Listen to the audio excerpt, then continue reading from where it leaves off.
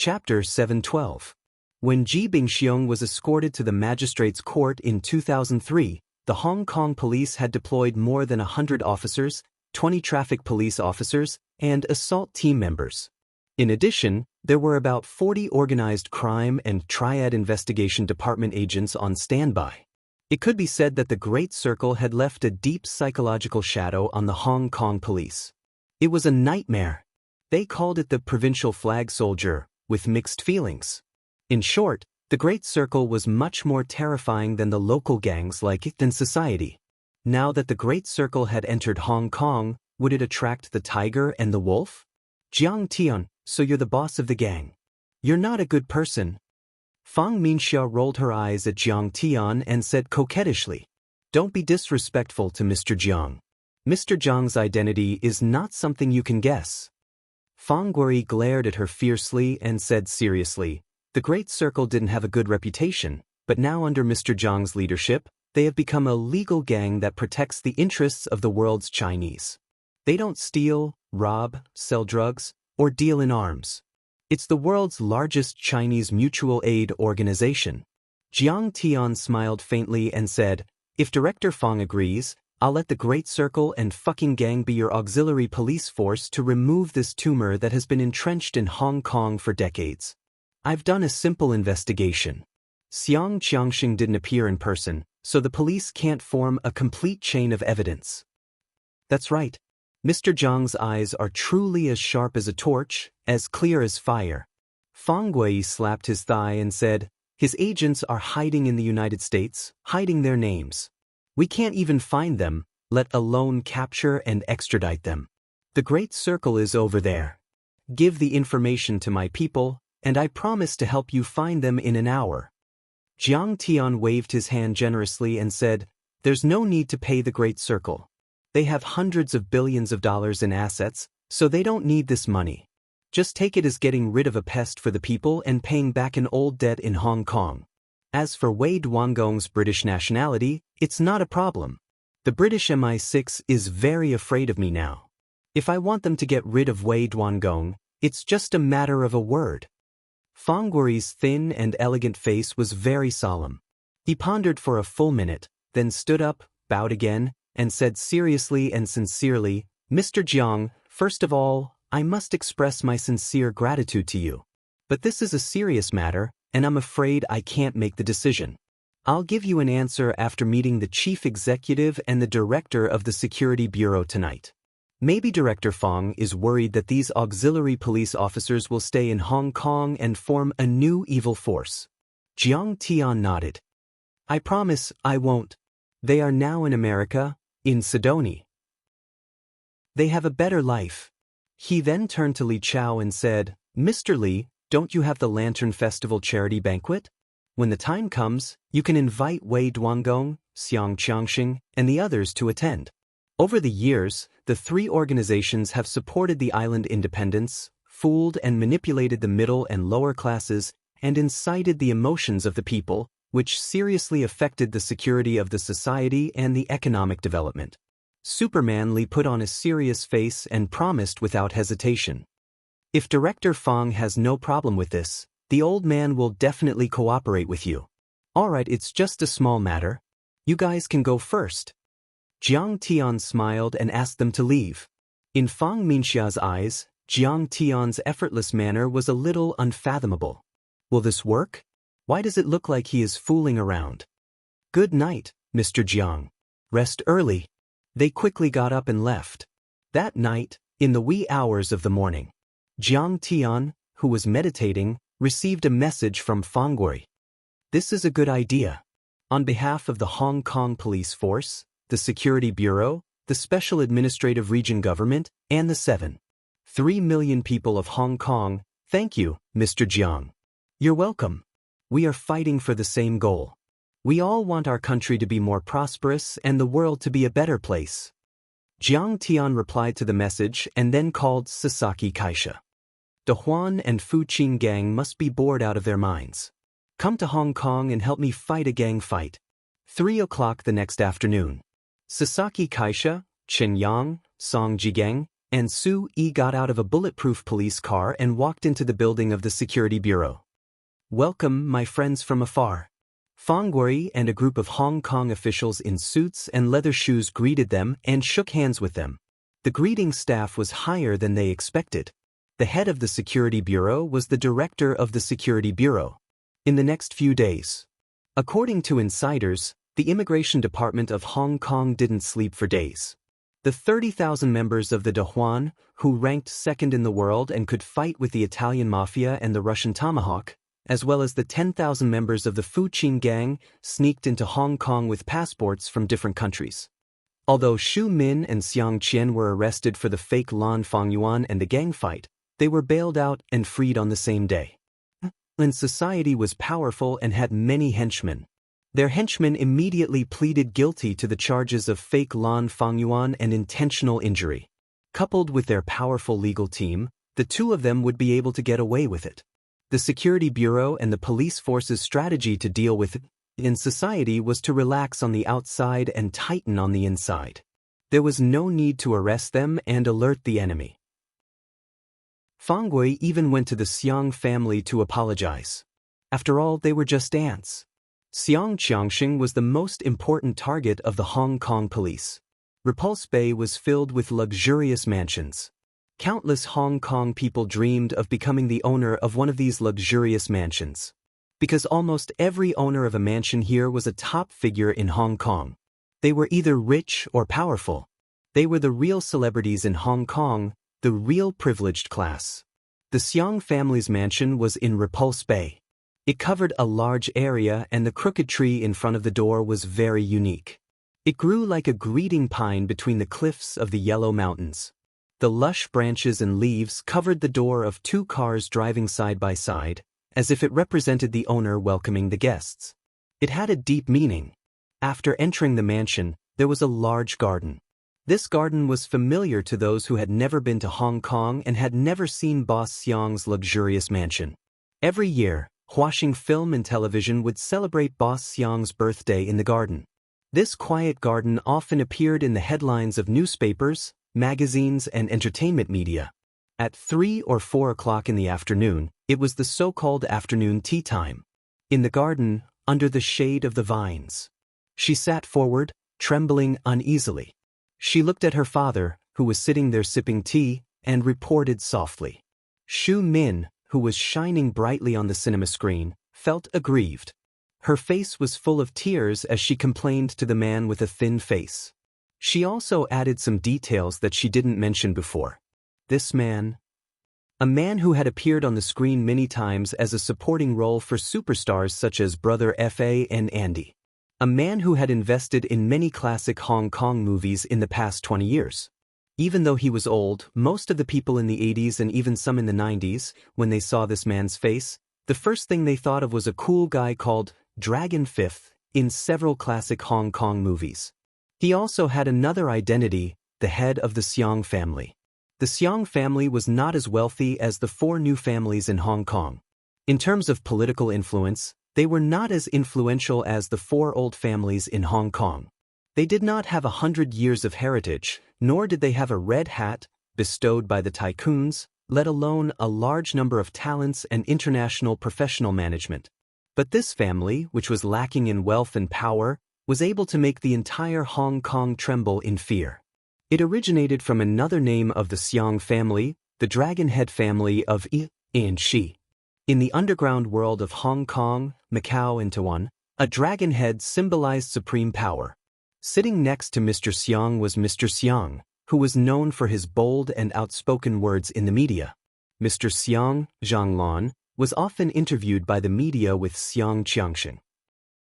The couple showed off their love and repeatedly praised Xiang Qiangxing for being faithful and valuing his family. In fact, this was all nonsense. It was just for publicity purposes. In Hong Kong, a big shot in the entertainment industry like Xiang Qiangxing, who didn't have 3 wives and 4 concubines at the same table, and he even had a few small celebrities behind his back. He knows Paris Hilton. Rachel Marshall doesn't mean anything. After listening to his son and Xu Min's report, Mr. Xiang calmly sipped his tea and pondered for a moment.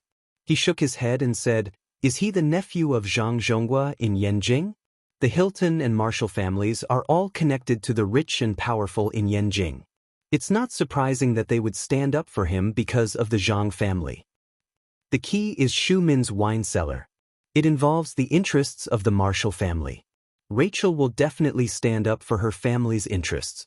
But we can't tell how much influence that Jiang Gai has over the Marshall family. I've done my research. Zhang's biggest trump card should be the Zhang family in Yanjing. Fang Gui standing up for him can also prove this point. Xiang Qiangsheng's voice was mellow and he had an extraordinary temperament. He was not flustered in the face of danger.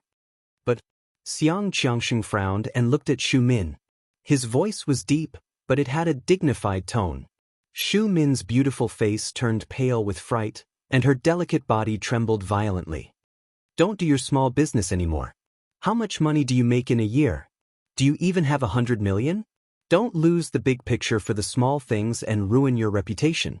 Yes, Mr. Xiang. I understand. Xu Min quickly lowered her head and promised, I won't do it again. Hubby, what should we do now? Our son was beaten up and Xu Min was arrested. The Xiang family's reputation has been tarnished. Mr. Xiang and Zhang Lan said angrily, if we don't do anything, everyone will think that we're easy to bully. How can we let them go? We have to teach this guy a lesson. Mrs. Xiang was also a celebrity when she was young. After marrying Xiang Qiangsheng, she stopped acting. But now, she was in her 50s and her body was slightly plump. Although she was dressed in branded clothes and jewelry, she didn't have a graceful aura. Instead, she looked a little fierce. She scolded, that Jiang Gai, he's just a poor guy from the mainland. How dare he beat up my precious son? He must be tired of living. I'll find a few gunmen to kill him. Chapter 713. Xiang Tai was very hot-tempered. She was the one who had insulted Stephen Chow so much that he didn't dare to talk back. My informant in the police force said that the Hong Kong police didn't do anything strange these days. Xiang Qiangsheng sneered and said, Fang Gui is nothing to worry about. He won't dare to touch the Xiang family just because of the lack of police force. He leaned back on the round-backed chair with a relaxed posture, brimming with strong confidence. If Fang Gui dares to touch me, Hong Kong will be in chaos during the investigation, not to mention the court proceedings. By then, even the security chief and the chief executive won't be able to answer to Yanjing.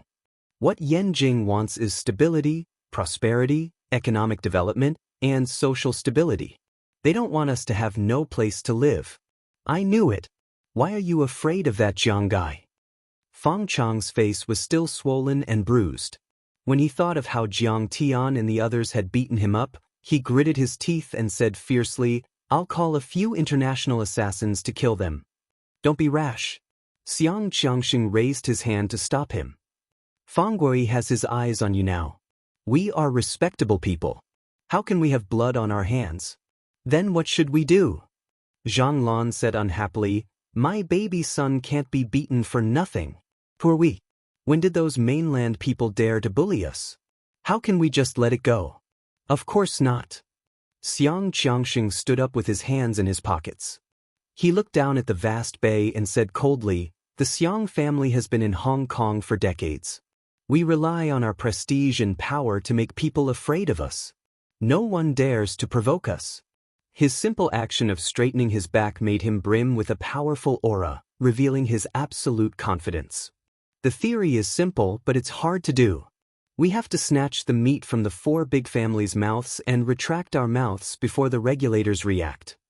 His voice was cold and solemn as he said, but no matter what, if no one is afraid of us, how can we make money? Since those brats from the mainland want to cause trouble, they should make it bigger. Contact He Liansheng's leader, Yang Shouqing. Let's beat that Li Huiyan up together and let her stink the streets of Hua Xia's entertainment circle. Also, doesn't Wei Hongliang, the prince of the number gang, like to mess with female celebrities? Xiangqian, ask him to join us. This way, when the time comes, it will be the number gang, He Liansheng, and in society that will declare war on these mainland kids. Fang Gui dares to protect those few mainland kids? Then let's throw Central Circle into chaos again. Wei Hongliang's father, Wei Duangong, had gotten a green card from the United Kingdom and became a British citizen. He is the representative of the remaining British colonists in Hong Kong. If things get out of hand, they will get political asylum from the United Kingdom. His eyes were filled with contempt as he said disdainfully, "Fang Gui, the Hong Kong police, and those Chinese bastards, there's nothing we can do." That afternoon, the entire Siang clan began to move. The Siang family had been established in Hong Kong for decades, and they were especially influential in the entertainment industry and among the middle and lower class workers. A single word from them could be devastating. This kind of power was based on violence, but it was also legal. This allowed the Siang family to negotiate and talk to many powerful people. In the past, even Superman Lee, a business tycoon, would not dare to offend the Siang family. Even the police had to swallow their anger. The next day, many powerful people in Hong Kong started a media war to slander Li Huiyan. It turned out that the second largest film and television company in Hong Kong, Emperor Film Group, had invested in an action movie called Women's Secret Service. Li Huiyan and Xu Min were the first and second female leads respectively. At this time, Emperor Film Group gathered the media and released a statement saying that Li Huiyan refused to participate in any promotional activities during the filming process. Furthermore, Li Huiyan, along with 8 assistants and 2 bodyguards, had brought a lot of financial pressure to the crew. She also demanded the director to delete the scenes of other actors and actresses. When the news was released, immediately, many Hong Kong celebrities sided with Xu Min and the Siang family and denounced Li Huiyan. Everyone in the industry knows that Xu Min is a humble and hard-working actress, and Li Huiyan is just like her. We support Min Min. Some famous Hong Kong directors who were famous for their gambling films made such a statement. We support Min Min. Sister Min is an upright and kind person. An actress from Huaxing posted on Weibo. I have worked with Sister Min in 2 movies. Sister Min is a kind and easygoing person. I didn't expect her to be bullied. Maybe this is what they mean by kind people get bullied. A famous Hong Kong action movie star, Dan Ge, said in an interview with the media. When I was still an extra, Sister Min was already the top actress. But Sister Min never looked down on me. She was very concerned about me and encouraged me. She said, although you are not famous now, you have your own style. You have to work hard. Without Sister Min's encouragement, I would not have persevered until now. I didn't expect that someone would bully and hurt such a kind person like Sister Min. Some female celebrities from Hong Kong cried for Xu Min in front of the cameras. The film and television industry in China is backward and has not formed a more scientific system of directors and producers. They only listen to celebrities. A famous film critic spoke with certainty in the media. A celebrity like Li Huiyan is a big deal. It is not a big deal for her to affect a movie. What is worse is that if her evil deeds are not stopped, it will cause the film and television industry to regress. If a movie's production is decided by the celebrities and movie tycoons, and not by the production team, then I can only say that it's a tragedy for the film industry. Maybe, Huaxia will never have an advanced film and television industry like Hollywood. Suddenly, a few hundred celebrities and big shots in the film and television industry posted their opinions. It was as if Li Huiyan had become the black sheep of the entire industry. Huaxing Pictures, which was controlled by the Siang family, had produced many blockbuster movies. For example, the famous brother F.A., Lord Chow, Andy and many others were all made famous by them. Every year, Xiang Qiangsheng's birthday party would be attended by a few hundred celebrities. It was even grander than the Golden Horse Award ceremony. That was how influential they were in the film and television industry in Hong Kong. In the eyes of the outside world, King Ing Pictures was competing with Huaxing Pictures. But that was not the case at all. In fact, King Ing Pictures and Huaxing Pictures had been working together to monopolize the film and television industry in Hong Kong.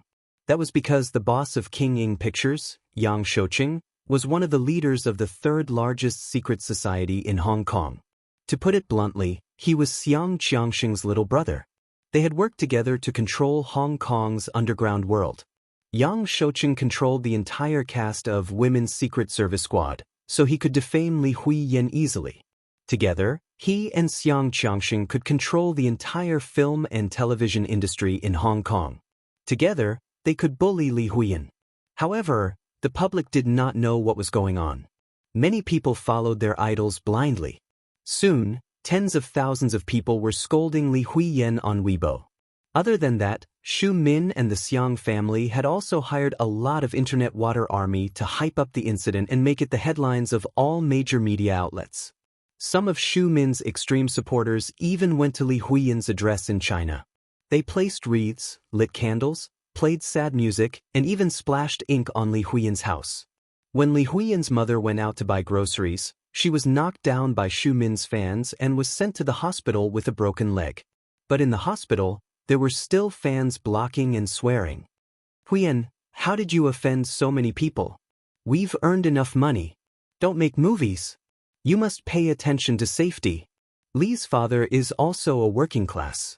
Li Huiyan's development has been smooth in recent years. He never thought that such a situation would happen. He was frightened and called Li Huiyan with a crying voice. Li Huiyan is a low-key person and has few friends in the circle. Except for Tang Yuyu and other little flowers in the same company who speak for her, there are few supporters. Huiyan's bodyguards and followers are all at their own expense. How can it cause any economic pressure? Zhao Chunzi clarified like this. But immediately there was a wave of water army, and the speech was drowned out. But some netizens are very smart. They realize that this should be an organized and premeditated activity of splashing dirty water. Hong Kong stars join hands to deal with domestic stars and bully people. Is your Xu Min a good thing? His face is covered with the liquid of thousands of spectators. Jiang Chao is also a big V on Weibo. In his anger, he dug up the black material of Xu Min's early shooting of restricted films. He also posted Xu Min's 5 o'clock photos and showed his might in the street under her Weibo. Xu Min was greatly agitated. After posting, "What you say is not what you think in your heart, and what you do is not what you think in your heart, bye-bye," she deleted all her Weibo posts and deleted her account at the same time. She also went to the park to meet friends and was accidentally photographed by the media to cry and weep and look haggard. It is the feeling of grievance and sadness to the extreme, and it also wins the support and sympathy of fans. "Min Min, don't cry. We will vent our anger for you. Curse Li Huiyan to death. Look for her black material. That is, scold her to death. Dare to bully our sister Min Min. Boycott all of Li Huiyan's works." Li Huiyan is a tyrant, a black sheep of the entertainment circle. The fans were heartbroken. Their fighting spirit was surging and crazy, and they wantonly attacked Li Huiyan. At this time, a few Chinese directors and artists who had worked with Xu Min or had a good relationship with the Xiang family and Huaxing Film all supported Xu Min. They even posted their own nude photos. Freedom of the body, no crime in nudity. Li Huiyan, do you have any shame? You actually hired an internet water army to scold people. You don't have many fans. Back and forth, there are only a few newly registered internet water army. I really pity you. Many Chinese celebrities also stood on Xu Min's side and scolded Li Huiyan for their own interests. Feng Xiaopao, one of the top directors in China, who was famous for his New Year movie, scolded Jiang Chao and the Chinese netizens who supported Li Huiyan. Calling you beasts is an insult to the word beasts. He even tagged Jiang Chao. Feng Xiaopao continued to scold Jiang Chao and other Li Huiyan's allies who were loyal to protect Xu Min. The netizens jokingly called him Protector Xu Bao. The scolding war lasted for 3 days, and it was getting more and more intense. Overall, Li Huiyan was in a weak position and was bullied badly. She was like a rat crossing the street that everyone wanted to beat. Chapter 714. Bai Qiufei was putting out fires everywhere. This incident caused quite a stir in Jiang Tian's camp. In the end, many people heard about it. I'll ban them completely. Zhang Huchen was very angry. He claimed that he would ban the Weibo accounts of these stars and delete related news. We were in the right in this matter. Deleting the Weibo account will make us look guilty. Li Huiyan shook her head, looking very strong. However, she had dark circles under her eyes and looked haggard. Obviously, she had been under a lot of pressure in the past 2 days. Should we tell Jiang Tian? Bai Qiufei really had no choice.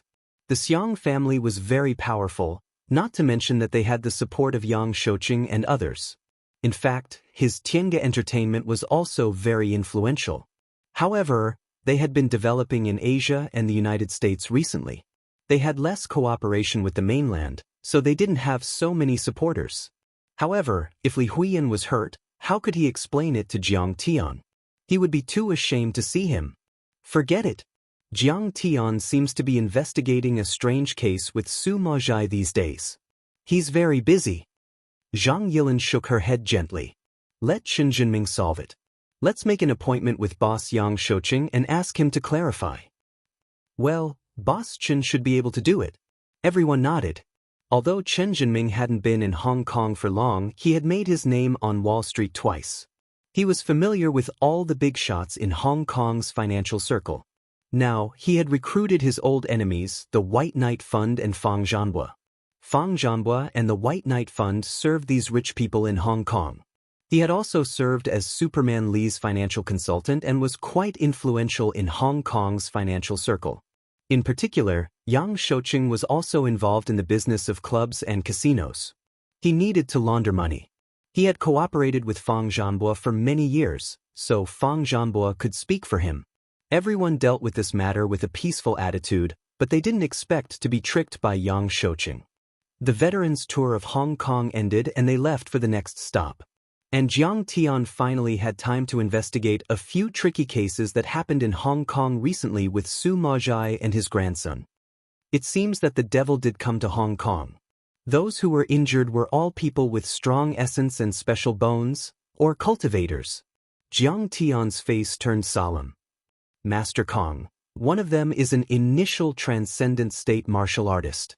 Su Maozhai said worriedly. Also, I heard that there were some strange deaths in Southeast Asia. Many of them are cultivators. Is there anyone from the Singapore Chinese Society? Jiang Tian turned around and asked. Su Maozhai shook his head. Looks like he's intentionally avoiding me because he's afraid that I'll notice. This brat is pretty good at enduring. Jiang Tian chuckled and narrowed his eyes.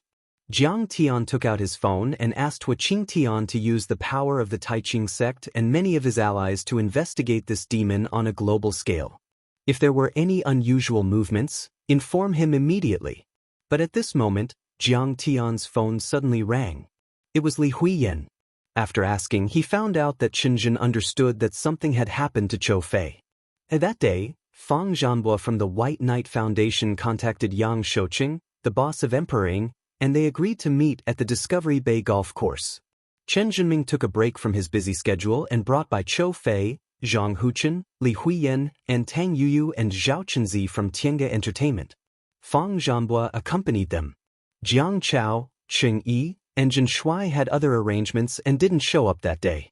Every inch of land in Hong Kong was worth gold, but the Discovery Bay golf course was no slouch. It faced the sea and was surrounded by mountains on 3 sides. The course was perfect and had a wide field of view. When they arrived, Li Huiyan's agent was chatting with a few of the signed artists of Emperor. Among them was the top actress of Emperor who had appeared on the Spring Festival Gala. She was a superstar in the eyes of ordinary people. However, Bai Qiufei had seen a lot of them in the past few years. He had made a lot of them famous, slept with a lot of them, and hit a lot of them. She wasn't worthy of his respect. When he walked over, he just nodded. Chen Jinming didn't even look at her. He had only interacted with socialites like Iris and Rachel before, so he didn't have such a small role. The point was that he was about to get married, and these female stars were no match for Jiang Lin. Mr. Fang, you are late. You have to punish yourself with 3 cups of wine today. Yang Shouqing, the boss of Emperor, had a thin face and a pair of gold-rimmed glasses. He didn't look like a boss of a club, but a cultured businessman. He talked and laughed with 2 friends and didn't come forward to greet them. He stood in the distance and looked arrogant. Mr. Yang, this is Mr. Chen from One Eye Fund on Wall Street, and this is Zhang Huchen from Yanjin. Fang Zhanhua walked forward and introduced them with a smile. I don't need to be introduced. We've met before. Bai Chou-fei reached out his hand and wanted to shake hands with Yang Shouqing. Yang Shouqing didn't even look at him and swung the club. Bai Chou-fei could only withdraw his hand awkwardly. Mr. Bai, what do you think? Just say it. Yang Shouqing glanced at Bai Chou-fei with disdain and contempt in his eyes and said lazily. Emperor Ing Film had been established for 30 years, backed by the famous He Lianxing, a big tree with deep roots. How many days had it been since Bai Chou-fei's Tiange Entertainment was established? A few bumpkins from the mainland beat up Mr. Xiang and wanted to be arrogant in Hong Kong. They were far from being able to do that. They were simply courting death. Weren't they now apologizing and begging for mercy? I'm the meat on the chopping block, and you're the meat on the chopping block. I have the final say on how many cuts I want to make. Fang Zhanbo looked very embarrassed. He didn't expect Yang Shouqing to be so disrespectful. This was not an equal negotiation at all. Mr. Yang, please be merciful and let us go. Bai Chou-fei suppressed his anger and bowed with a smile. Your company can terminate the contract and stop shooting Women's Secret Service Squad. We don't need to compensate for the loss, but don't scold us. Huiyan just debuted, and today's achievements are not easy to come by. Don't ruin her. Yang Shouqing looked arrogant and smiled without saying anything. Li Huiyan, aren't you very arrogant? You caught me and Mr. Xiang. You're quite capable, aren't you? Suddenly, an arrogant voice was heard, and a white electric golf scooter drove over. But now, I came out without losing a single hair. What about you? Why aren't you arrogant anymore? Xu Min got out of the car and walked over arrogantly in her high heels. Her face was full of disdain and mockery. Behind her, there were a dozen or so arrogant young men who spoke and acted as if they considered everything beneath their notice. Among them were Xiang Qian and Kai Xiaofei, the second young master of the Kai family who had been beaten by Zhang Huchen. Surrounded by a large group of friends, several top young masters from Hong Kong, Macau and Taiwan walked over arrogantly. Seeing this, Fang Zhanbo, Chen Zhenming and the others' faces changed. Bai Chou-fei and Zhang Huchen stared at Kai Xiaofei. Li Huiyan stared at Xiang Qian and Xu Min. And Fang Zhanbo stared at another young man who no one knew. This was the leader of this group of people, the most powerful person behind him, Wei Hongliang, the son of Wei Duangong, the leader of the Number Gang. The Number Gang was on par with in society in Hong Kong. But in Europe, they were extremely influential. They were a powerful existence that could fight with the Italian mafia. In terms of global influence, the Number Gang surpassed the United Bamboo Gang and was only second to the Big Circle. Mr. Yang, we are negotiating. It's not very convenient for you to call so many people over. Fang Zhanbo was caught off guard. His smile was a bit stiff and he was annoyed. Yang Shouqing, you are playing with me. Mr. Fang, I am also helpless. Yang Shouqing shrugged innocently and said with a smile, you guys are making too much of a fuss in Hong Kong. You have offended too many people. Let me tell you, messing with Li Huiyan wasn't my idea alone. The Kai family and Xiang Qian have already made their move. Of course, you guys can't negotiate with me alone. So there are so many forces involved. No wonder you guys made such a big fuss. Zhang Huchen sneered with a vicious look in his eyes. Surrounded by Fang Chang, Kai Xiaofei, and the others, Wei Hongliang walked over quickly with a strange smile. He didn't give Fang Zhanbo any time to think. Soon, the two groups of people approached each other. Young Lord Wei, I just told you about the awesome mainland brats. They are young Lord Bai and young Lord Zhang. Kai Xiaofei pointed at Bai Chou-fei and Zhang Huchen with a sinister smile. This is the mainland female star Li Huiyan. She went to Sister Shu's place 2 days ago and she was there. What do you think? She is pretty, right? Xiang Qian looked at Li Huiyan with a fake smile, like a cat looking at a mouse struggling under its claws. Another attendant pointed at Bai Chou-fei and said something. Wei Hongliang loudly said, oh, and then immediately revealed a strange smile. His ordinary and ugly face instantly revealed a few sinister grins. Bai Chou-fei glanced at him and thought, who is this guy? He is acting like he is the most arrogant person in the world. Before Bai Chou-fei and Chen Zhenming asked, Wei Hongliang quickly approached them and looked at them from the corner of his eyes. Then his eyes fell on Li Huiyan and the two female stars behind the crowd and said with a smile, "The three of them are your people, right? Let me have some fun for a few days, how about it? Li Huiyan will be fine in the future. Let me remind you, I hate it when you don't give me face the most. Young Lord Wei, these mainland guests are all my honored guests. Today, no matter what, you have to give me face. Your father Wei Duangong and I are old acquaintances." Fang Zhanbo went up to persuade him and acted as a peacemaker. "Chairman Fang, do I need to give you face? If I give you face, do you dare to accept it? You are nothing more than an accountant. Get lost." Wei Hongliang frowned and shouted. His arrogance reached a new height and he was even more arrogant than Xiang Qian and Kai Xiaofei. He went around Fang Zhanbo and directly hugged the two women who reacted half a beat slower. One was petite and the other was mature. His hands directly touched them without the slightest scruple. It was as if all the women in the world were at his disposal. Savage. Disrespectful. Drag him into the hotel next door. Young Lord Wei. On the side, Xu Min sneered and ridiculed, happy to see this happen. Yang Shouqing didn't act like an old man and just let it be. He even raised his thumb and praised him for being domineering, just like your old man back then. Meanwhile, Xiang Qian and Kai Xiaofei both laughed wildly. They were probably in Wei Hongliang's position. Xiao Yu screamed in fright. She hugged her chest and stood there in a daze with tears rolling down her face. The mature woman, Zhao Chenzi, had great strength and struggled to break free. On the side, Li Huiyan was burning with anger. The grievances she had suffered these days instantly erupted. She rushed forward and slapped Wei Hongliang's face. Chapter 7:15. Throw your mother away, dare to hit me. Wei Hongliang was furious. He glared and scolded, pushed Tang Yuyu away, and kicked Li Huiyan fiercely. Things changed so suddenly that everyone was stunned. Chen Jinming was a weak scholar. He didn't expect the other side to be so vulgar and barbaric. Bai Qiufei didn't expect this scene either. The entertainment circle is very dark, but no matter how hard you play, you won't force it. This man completely touched the bottom line. Fang Zhanbo didn't dare to move even if he reacted. He just roared loudly, but how dare he do it? But Zhang Huchen reacted quickly. After all, he had been in the National Security Agency and received physical training. He had also been in the underground world in Yanjing before. He knew all kinds of ugliness and had early warnings. At this time, his eyes were gloomy, and he didn't say a word. He pulled out a golf club and rushed forward. He waved the cue stick and smashed it towards Wei Hongliang's head.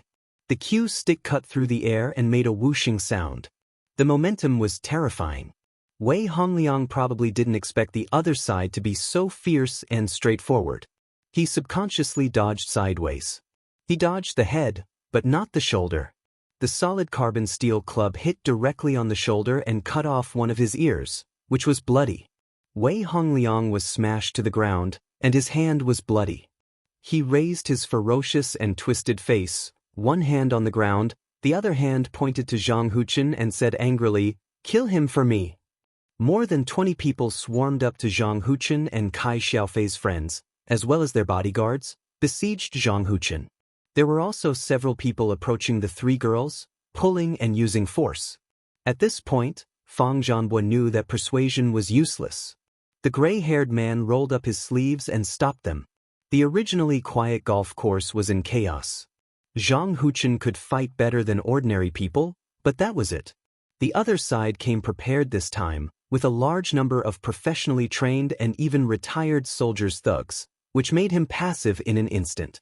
As for Qin Jinming and Bai Qiufei, they went to the gym at most on weekdays and were even more defeated. They were trampled to the ground. Li Huiyan's hair was disheveled, and she crawled out of the crowd that was fighting against each other. She turned her head around and looked at her side, which was gradually losing. Once she got into an electric car, she panted and called Jiang Tian. Jiang Tian frowned when he heard Li Huiyan's panting and messy shouting, as well as her obviously frightened tone.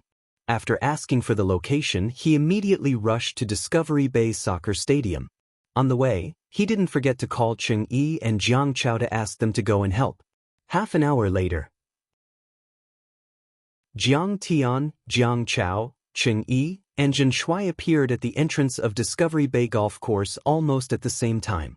Jiang Tian's order to them was that he would take responsibility even if they killed him.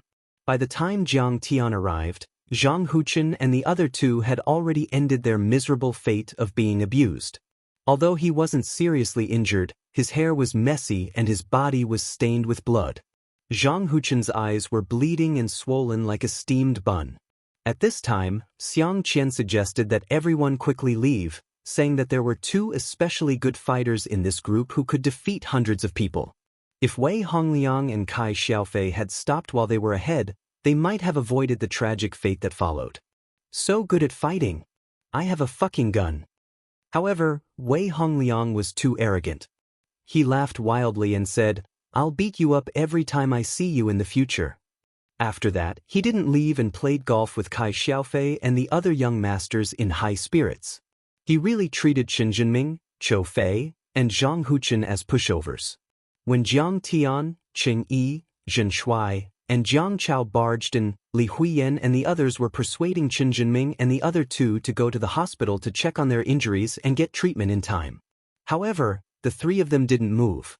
They sat in the car and looked at the arrogant Wei Hongliang and the others from afar, unwilling to leave just like that.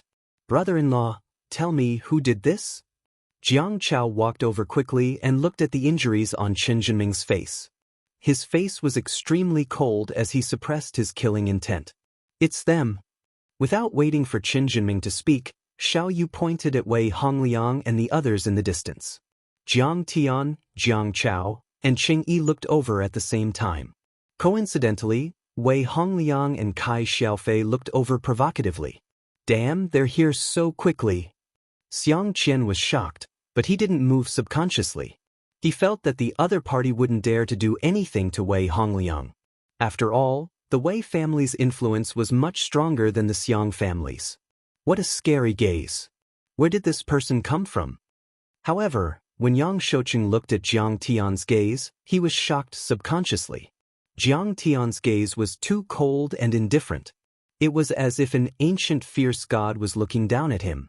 This kid must have killed before and not just once. Only someone with blood-stained hands can be so indifferent. He had never seen such a cruel gaze before. It made his hair stand on end. "God Jiang, it's not my fault. I didn't mean to bully you. Don't blame me." When Zhang Huchen was fighting with a group of Hong Kong tycoons, he was able to defeat them easily. However, when he saw Jiang Tian, he cowered like a mouse in front of a cat. He lowered his head in fear like a child who had done something wrong. He was afraid that Jiang Tian would beat him up. He was afraid that Jiang Tian would be disappointed. After knowing Jiang Tian's overwhelming power, he had been working hard to catch up with Chen Fan. He wanted to achieve something in his own way. If someone asked him about it one day, he would be able to brag that he was Jiang Tian's cousin. That way, he wouldn't embarrass Jiang Tian. "You did well this time." Jiang Tian patted his shoulder. Some things were in the past. He had already forgiven Zhang Huchen. At least, he didn't mind it too much. Sometimes, people acted coldly and realistically because they couldn't do anything about it. You really don't blame me." This was the first time that Zhang Huchen had heard Jiang Tian's praise. In other words, he was acknowledged by Jiang Tian. For a moment, he had mixed feelings. His eyes turned red and he almost cried. He turned his head and wiped his tears silently. Let's go find them." Jiang Tian's eyes turned cold. He and his buddies approached them with murderous intent. "You guys, haven't you had enough? How dare you come over?" A reckless young master from Hong Kong shouted with a golf club in his hand, blocking the path of Jiang Tiancheng Yi and the others who were approaching. Suddenly, his vision blurred and his golf club was gone. Then, a powerful force hit him in the chest. He flew 5 or 6 meters away and fainted. Wei Hongliang and Kai Xiaofei were dumbfounded. The one who fell down was Wei Hongliang's childhood friend. His family was from a mafia family. He liked to fight in the underworld. He had won several gold belts in Macau and was known as the Invincible Iron Fist. However, in less than a second, Cheng Yi snatched his golf club and kicked him out of the way. Cheng Yi shook the club and calmly strode forward. Without Wei Hongliang's order, a group of people screamed and pounced on Cheng Yi and Jiang Chao. The fight started immediately. Zhang Huchen, Chen Jinming, and Zhen Shuai couldn't do anything. They screamed and screamed.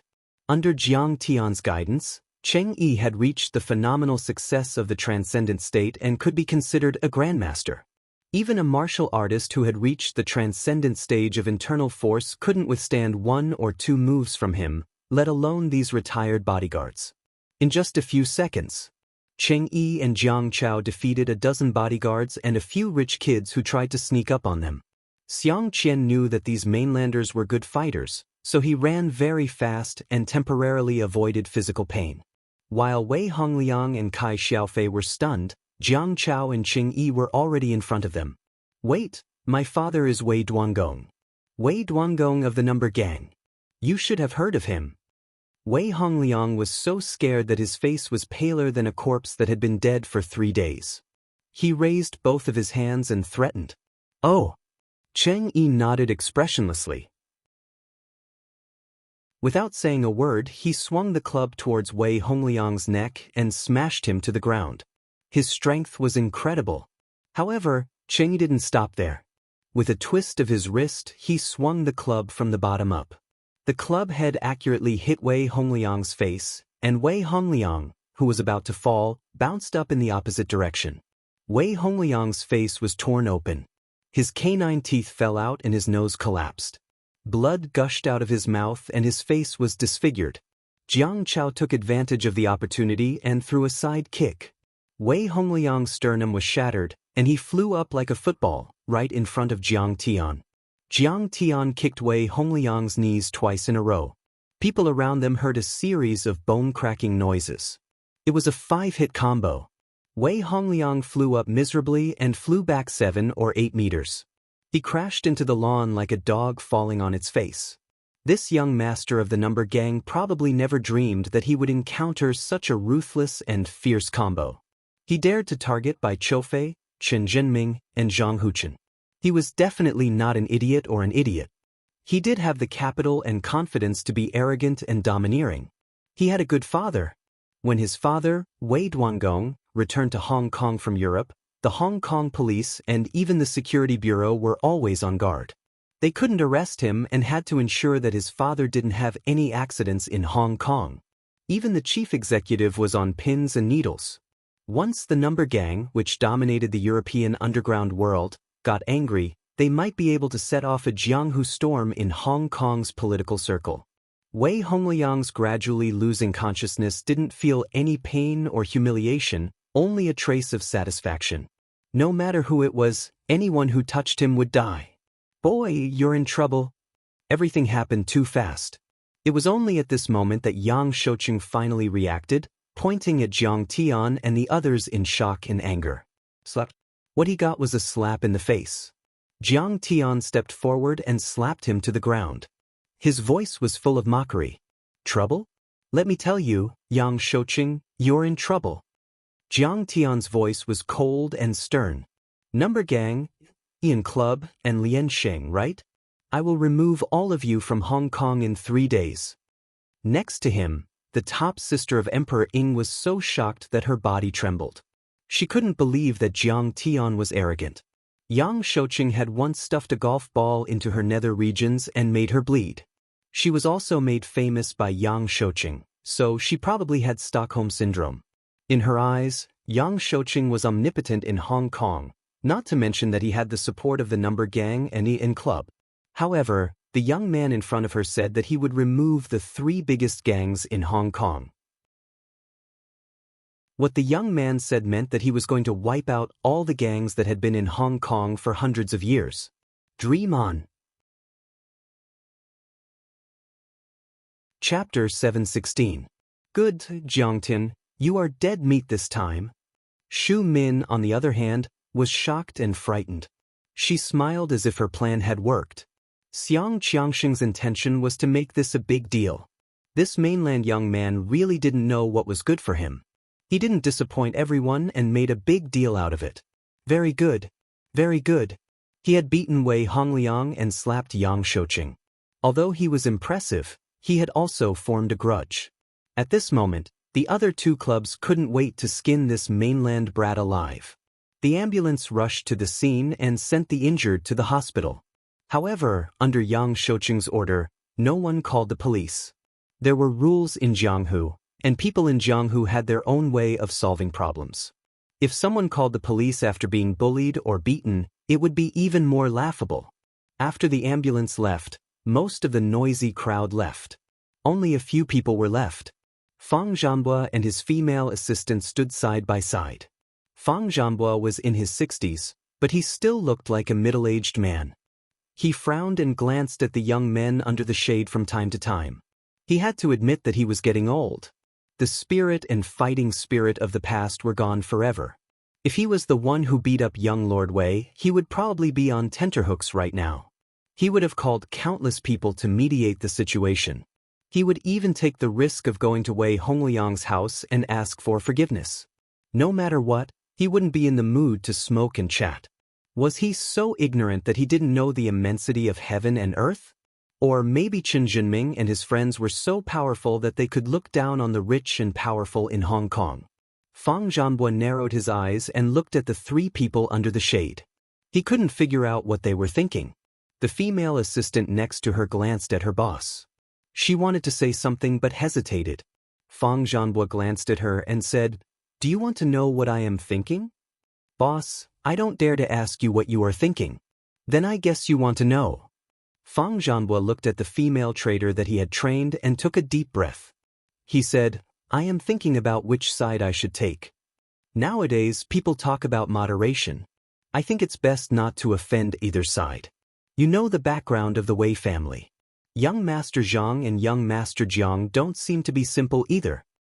The female assistant, who was known as the new queen of Hong Kong's financial circle, frowned and carefully interjected. Fang Zhanbua shook his head. Women, after all, had long hair but short insight. It was too simple to not offend either side. He could only take a gamble now. The news of Wei Hongliang, the son of Wei Duangong, the leader of the numbered gang, being beaten until he was crippled, the crown prince of Ian Club, Xiang Qian, and the leader of Lianxing, Yang Shouqing, being slapped. The news spread across the upper class of Hong Kong in an instant. It was like a stone that caused 1,000 ripples, causing a huge uproar. After 1997, many people, including the low-level gangsters, felt that the number gang, which had been supported by the British colonists and MI6, had gone into decline. They thought that the current underground world of Hong Kong was dominated by the and society. However, not many people knew that until today, more than 7,000 tea houses, restaurants, and entertainment venues in Hong Kong had paid the protection fee to the number gang on time every month, and more than 1,000 operating vehicles in Hong Kong had paid the protection fee without any qualms. The number gang was also involved in profiteering businesses such as prostitution, gambling, and drugs. The number gang, which had more than 200,000 members in the world, had never really left Hong Kong. They had already infiltrated every aspect of Hong Kong's society, but they had become more discreet. But now, a few Chinese bastards had declared war on the three major gangs. Did they want to die? Even Wei Duangong can drink and chat with the chief executive and the chief of police. These Chinese bastards will be brought to justice. Someone guessed. Nope. I heard that one of them is the crown prince of Yanjin. The chief executive and the police are on Yanjin's side no matter what. Someone in the know commented. Sure enough, the police did not hold a press conference or release any news. It was as if the incident had never happened. However, these people were just ordinary tycoons. They did not know much about the world of cultivation and the supernatural forces. Their speculations and judgments were limited to this level, so they did not notice the existence of Jiang Tian. Fang Zhanbua, Yang Shouqing, and Xiang Qiangxing, who had just been discharged from the hospital, opened a bottle of red wine and chatted while drinking. Brother, why are you still hesitating? Boss Yang's voice was mellow and deep, but it was sharp and piercing. Jie Zai was beaten up and I can tolerate it. But they dared to mess with my woman, and I can tolerate it. But now, Wei Hongliang was beaten up, and he is Wei Duangong's son. Wei Duangong, the powerful man in Europe, rarely comes to Hong Kong, but he is here this time. You and I both know that everyone in Hong Kong, including you and me, will give him face. Also, Wei Duangong was invited by Superman Lee to attend the Lantern Festival charity banquet. Can't you tell what kind of signal this is? This means that Superman Lee and the other 4 influential families in Hong Kong are afraid of the 3 major gangs. This also means that our resistance and manipulation over the years have worked. We have won the chance to sit at the negotiating table with Yan Jin. Moreover, the Chinese tycoons had bullied the Chinese tycoons in this conflict. Who is right and who is wrong is secondary. The most important thing is that Hong Kong's tycoons will unite against the Chinese tycoons, whether it is because of the old xenophobic ideology or because of Wei Duangong's influence. You, on the other hand, are making friends with a few Chinese tycoons. Isn't this going against the law? Do you still want to do your money laundering business? It was not an exaggeration to say that Chin Fan was going against the law. At the Discovery Bay golf course, other than Wei Hongliang and a dozen bodyguards, there were also a dozen young men who were injured. All of them were the sons of the rich and powerful in Hong Kong. Jiang Tian's action was like a slap to the faces of Hong Kong's tycoons. After Xiang Qiangxing finished talking, he picked up his coffee and took a sip. At the same time, he stared at Fang Zhanbo, waiting for his reply. Fang Zhanbo was a tycoon in Hong Kong's financial circle. However, to Xiang Qiangxing, he was just an accountant who laundered money for the tycoons. In the past, whenever Fang Zhanbo saw him, he would tremble with fear, as if he was walking on thin ice. But now, Fang Zhanbo looked at him with a half-smile. Mr. Xiang, who do you think Hong Kong belongs to? Of course it belongs to the people of Hong Kong.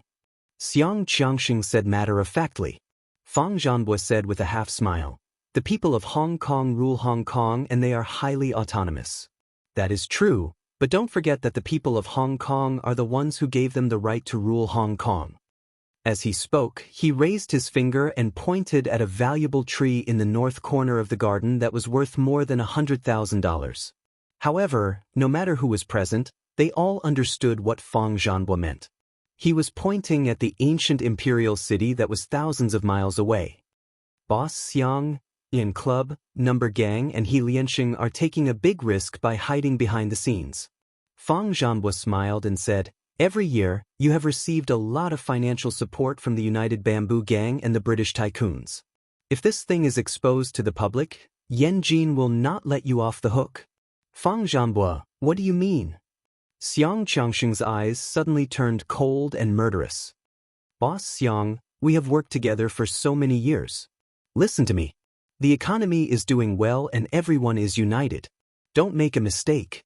Fang Zhanbo let out a wry smile and said, also, Zhang Huchen, whom you've offended this time, is a noble from Yanjin.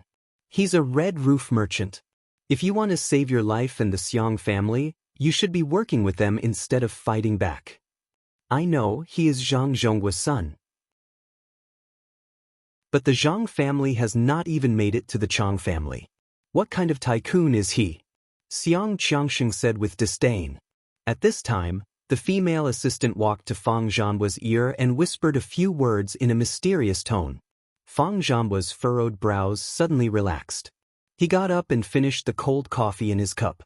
It was the California Financial Group and Sidoni who worked with Chen Jinming to short the European Union. And it was Master Kong who defeated the French. He was Chen Jinming's childhood friend, Jiang Tian. Fang Zhanbo's mind was filled with all kinds of information from the female assistant. He smiled calmly. Xiang Qiangxing and the others thought that Chen Jinming had Zhang Huchen and the Zhang family of Yan Jin behind him, so they had a chance of winning. But now, Jiang Liguo was also involved. Then there was no chance for him to turn the tables. Who was Fang Zhanbo's backer? Jiang Liguo was the real tree that could block the wind and rain, not the small tree that could stir up trouble in a small place. Chapter 717. Fang Zhanbo put down his cup of coffee and smiled. Mr. Xiang, listen to me. You should stop now. If not, you will regret it. Fang Zhanbo, Do you think you can scare me? Xiang Qiangxing waved his hand and asked Chen Xiaobei to leave. A few Chinese bastards will make me regret it. Fang Zhanbua, if you want to leave, then leave. But you will regret your betrayal. The Xiang family had contributed a lot to Hong Kong's return.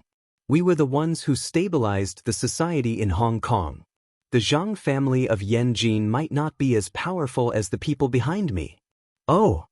Fang Zhanbua was unfazed by Xiang Qiangxing's words. His eyes were filled with mockery. He would not tell Xiang Qiangxing the news that he had spent so much effort to gather.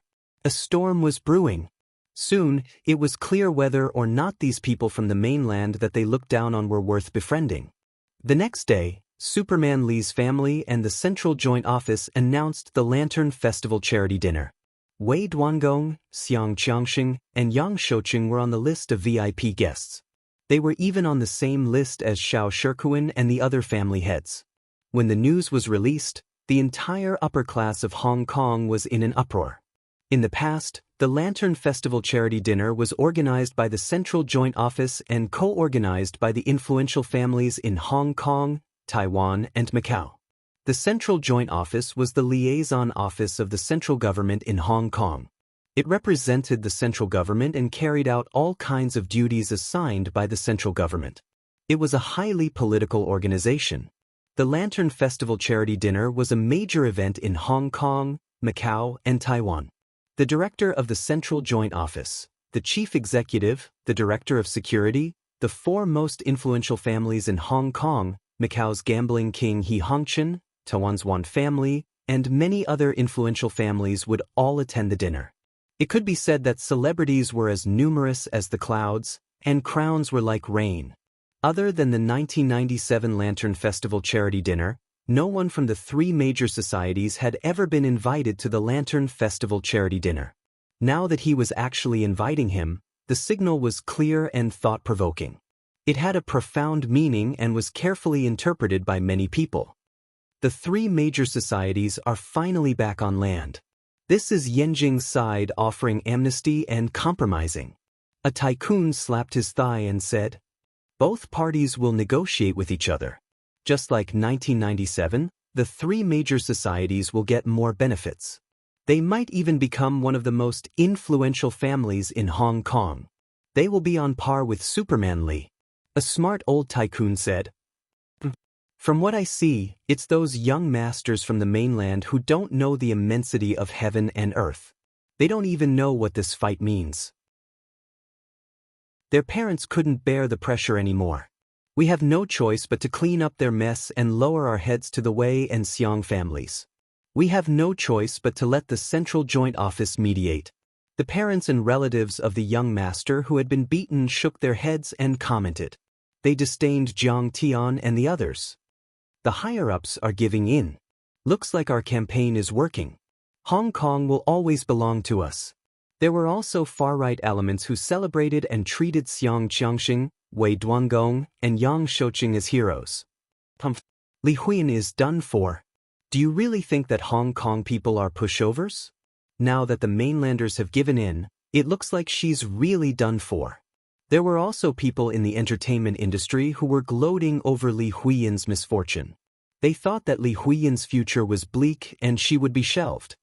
Wu Zhirua, who was paying close attention to this news, was very annoyed. Every piece of news was like a 1,000-pound boulder pressing down on her heart, suffocating her. In the end, Wu Zhirua couldn't take it anymore and invited Jiang Tian to meet her. Wu Zhirua and Jiang Tian sat across from each other in a cafe not far from the Peninsula Hotel. Many years ago, when Jiang Tian and Wu Zhirua went on a blind date, it was at this very cafe. Wu Zhirua purposely chose this place to meet Chen Fan. Her intention was self-evident. "Jiang Tian, you should leave Hong Kong now." Wu Zhirua hesitated for a while and said, she said this for Jiang Tian, and even more for the Wu family.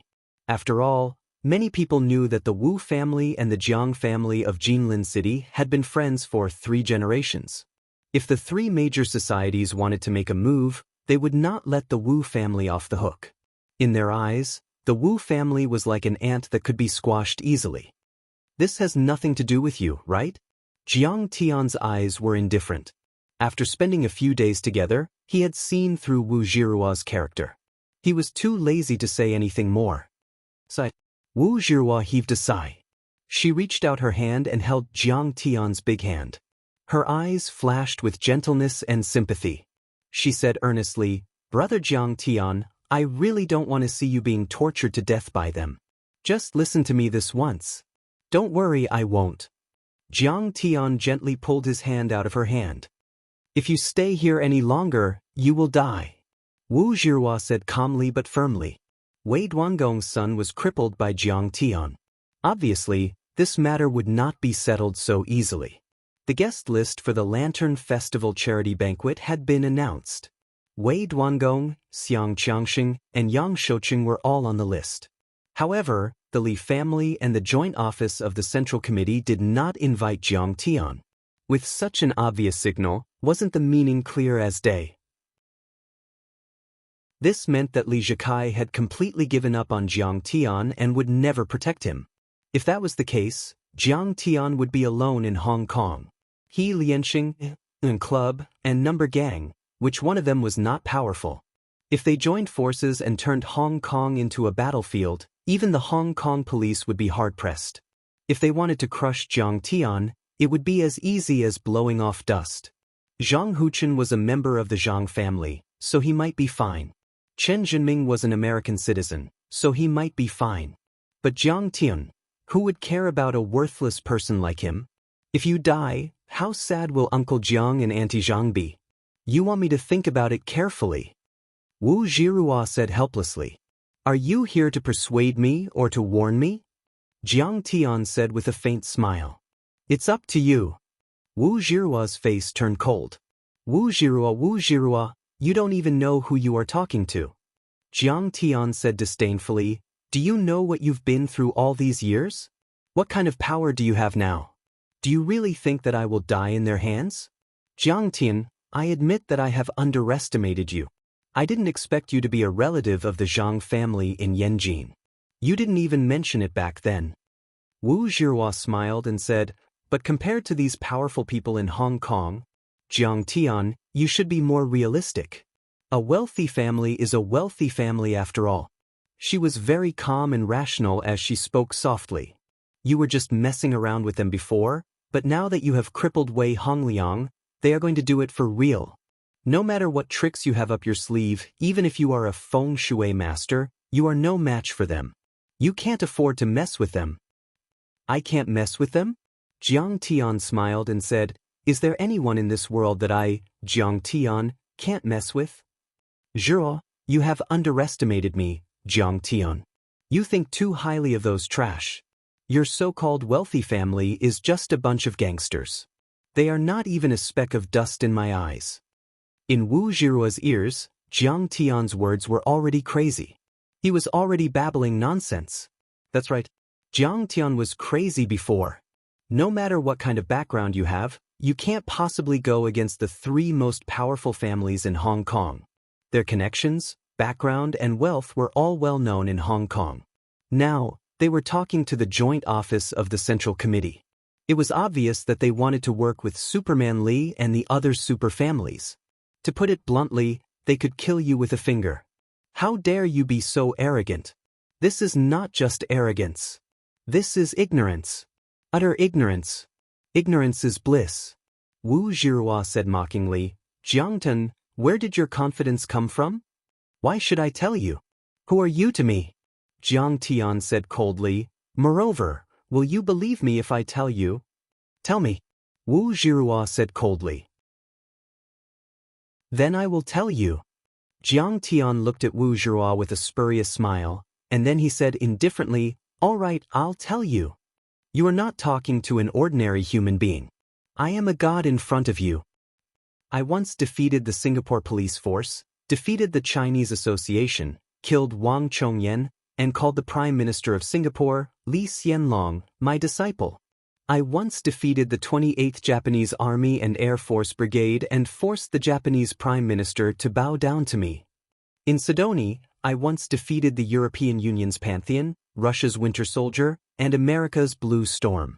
I am the #1 on the global list. I once defeated the French army, scared the French President Sanche to his knees, and made the European Union's President Young surrender to me. I am the real owner of Sidoni. I have trillions of funds under my control. I also opened the Saint Essence Healing Village. I once killed a mortal deity, a half-step mortal deity, and 2 peak-stage immortal state warriors.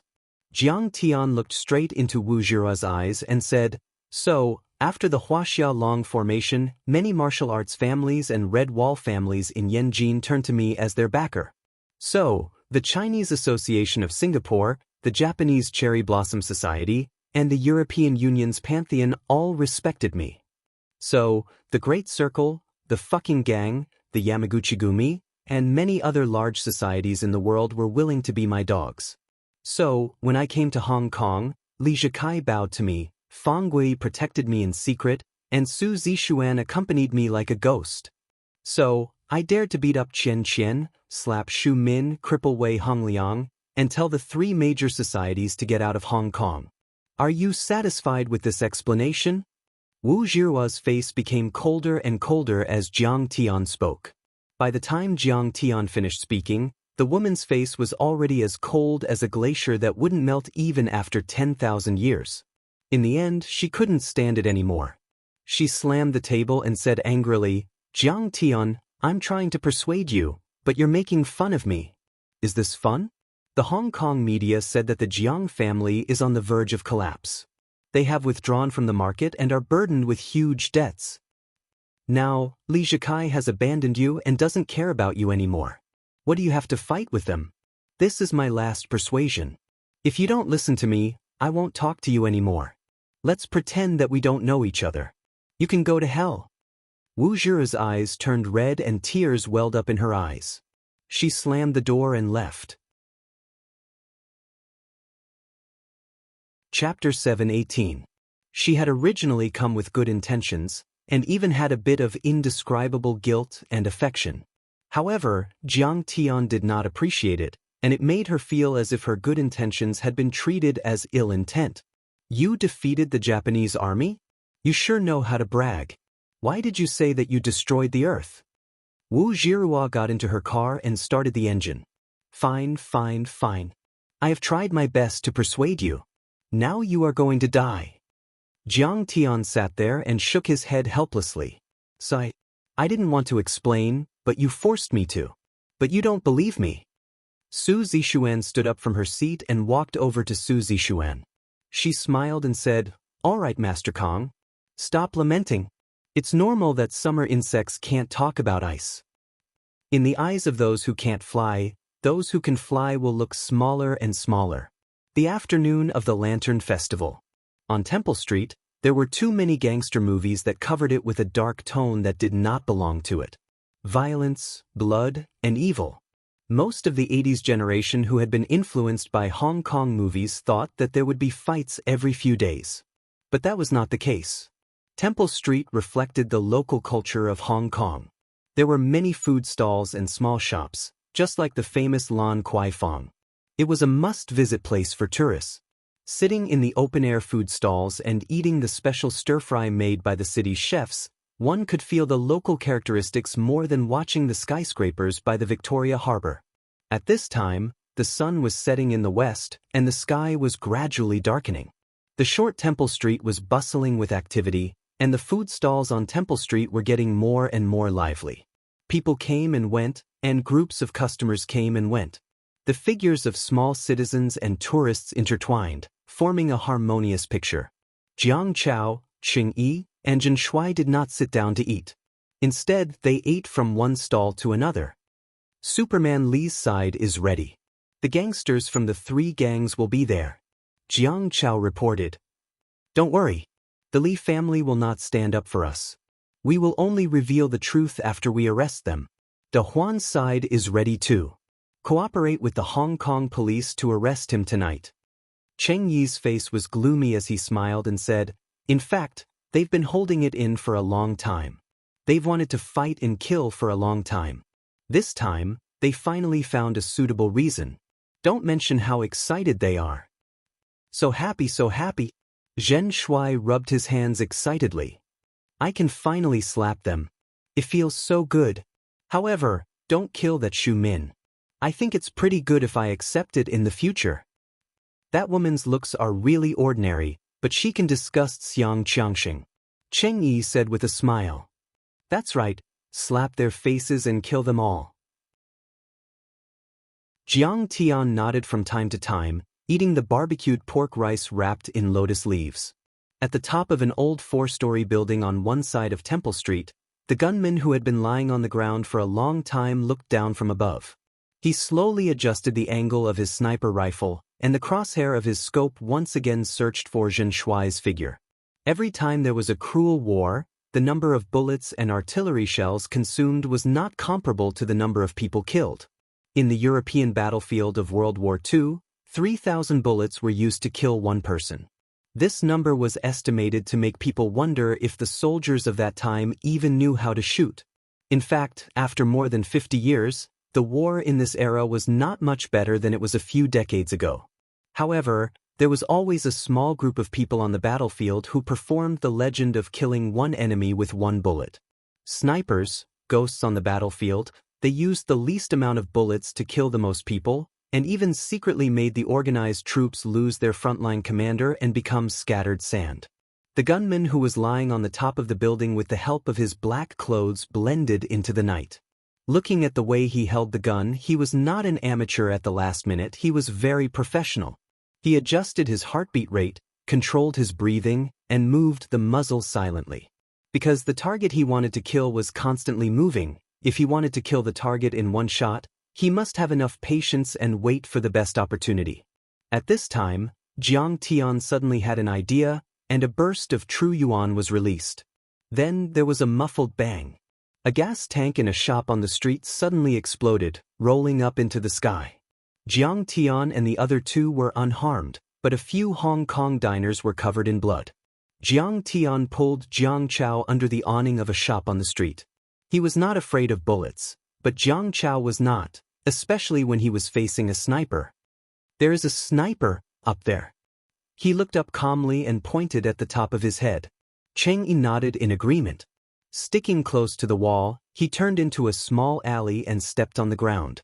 With a loud rumble, the ground caved in. He had already risen tens of meters and landed on the roof. A few passers-by in the alley looked up stupidly, as if they had seen a monster as they watched Li Lei disappear from their sight. Why didn't you hit him? Why did you miss so much? The gunman on the roof knew that he had been exposed. Just as he was hesitating whether he should continue to wait for an opportunity or retreat, he heard footsteps behind him. The gunman turned around and saw a ghostly figure walk out from the darkness. Bang! The gunman rolled on the ground to increase the distance between them. At the same time, he pulled out his pistol and fired at Cheng Yi. However, Cheng Yi did not fall. A few bullets fell to the ground. The gunman was so scared that he knelt on the ground. Cheng Yi stepped forward and grabbed the gunman's throat. He asked coldly, "Who ordered you to do this?" The gunman was in his 30s. He wanted to fight until the end, but when he saw Cheng Yi's eyes, his heart skipped a beat. He knew that if he refused to admit his mistake, he would die. He hesitated for a few seconds and then said, "I was sent by Wei Duangong to kill you." "Just you?" Cheng Yi sneered, his voice filled with disdain. The gunman nodded. He was trembling in fear. "Judging from your accent, you are from Japan?" Cheng Yi asked. The man nodded. "Then go to hell." Without another word, Cheng Yi snapped his neck. Then he took out the fireball charm that Jiang Tian had given him and threw it at the gunman. The gunman was burned into ashes. Cheng Yi lightly landed on the ground, walked to Jiang Tian and reported a few words in a low voice. "Let's go. The show is about to start. Today we will destroy Hong Kong." Jiang Tian narrowed his eyes after hearing Qin Fan's words. He threw the cigarette on the ground and stepped on it. He then walked out of the Temple Street. The Hong Kong Convention and Exhibition Center was located in Wan Chai. It was a fancy building that protruded out of the sea like a small island. Under the night sky, it was as bright as the skyscrapers around it. The nearby roads were heavily guarded and patrolled by police cars. It had a parking lot of 1,300 spaces. One after another, luxury cars drove into the building under the guidance of the security guards. Luxury cars were everywhere, and celebrities were everywhere. Rolls-Royce and Bentley were common, which reflected the charm of Hong Kong. Tonight, the Lantern Festival charity banquet would be held at the Convention and Exhibition Center. Celebrities from Hong Kong, Macau, and Taiwan would attend the banquet. 8:30 p.m. More than 300 rich men and women were gathered at the lavishly decorated Convention and Exhibition Center. Tycoons in finance, new politicians, celebrities, and nobles from the British royal family were all gathered in one place. Waitresses in formal attire shuttled through the crowd, looking courteous and attentive. Security guards in suits and leather shoes were stationed at the entrance. They wore mini headphones and concealed pistols. Their eyes were alert and vigilant. The Red Peony Hall on the second floor of the Convention and Exhibition Center hosted many important events of all kinds. Those who were qualified to enter the hall and take a seat in the VIP section were all extraordinary talents. Most of them were elites in their own fields. Of course, there was no shortage of heroes. Wei Duangong was in his early 60s. Although he was in his 60s, Wei Duangong looked like he was still in his middle age. His hair was short and lean, and his sideburns were slightly frosted.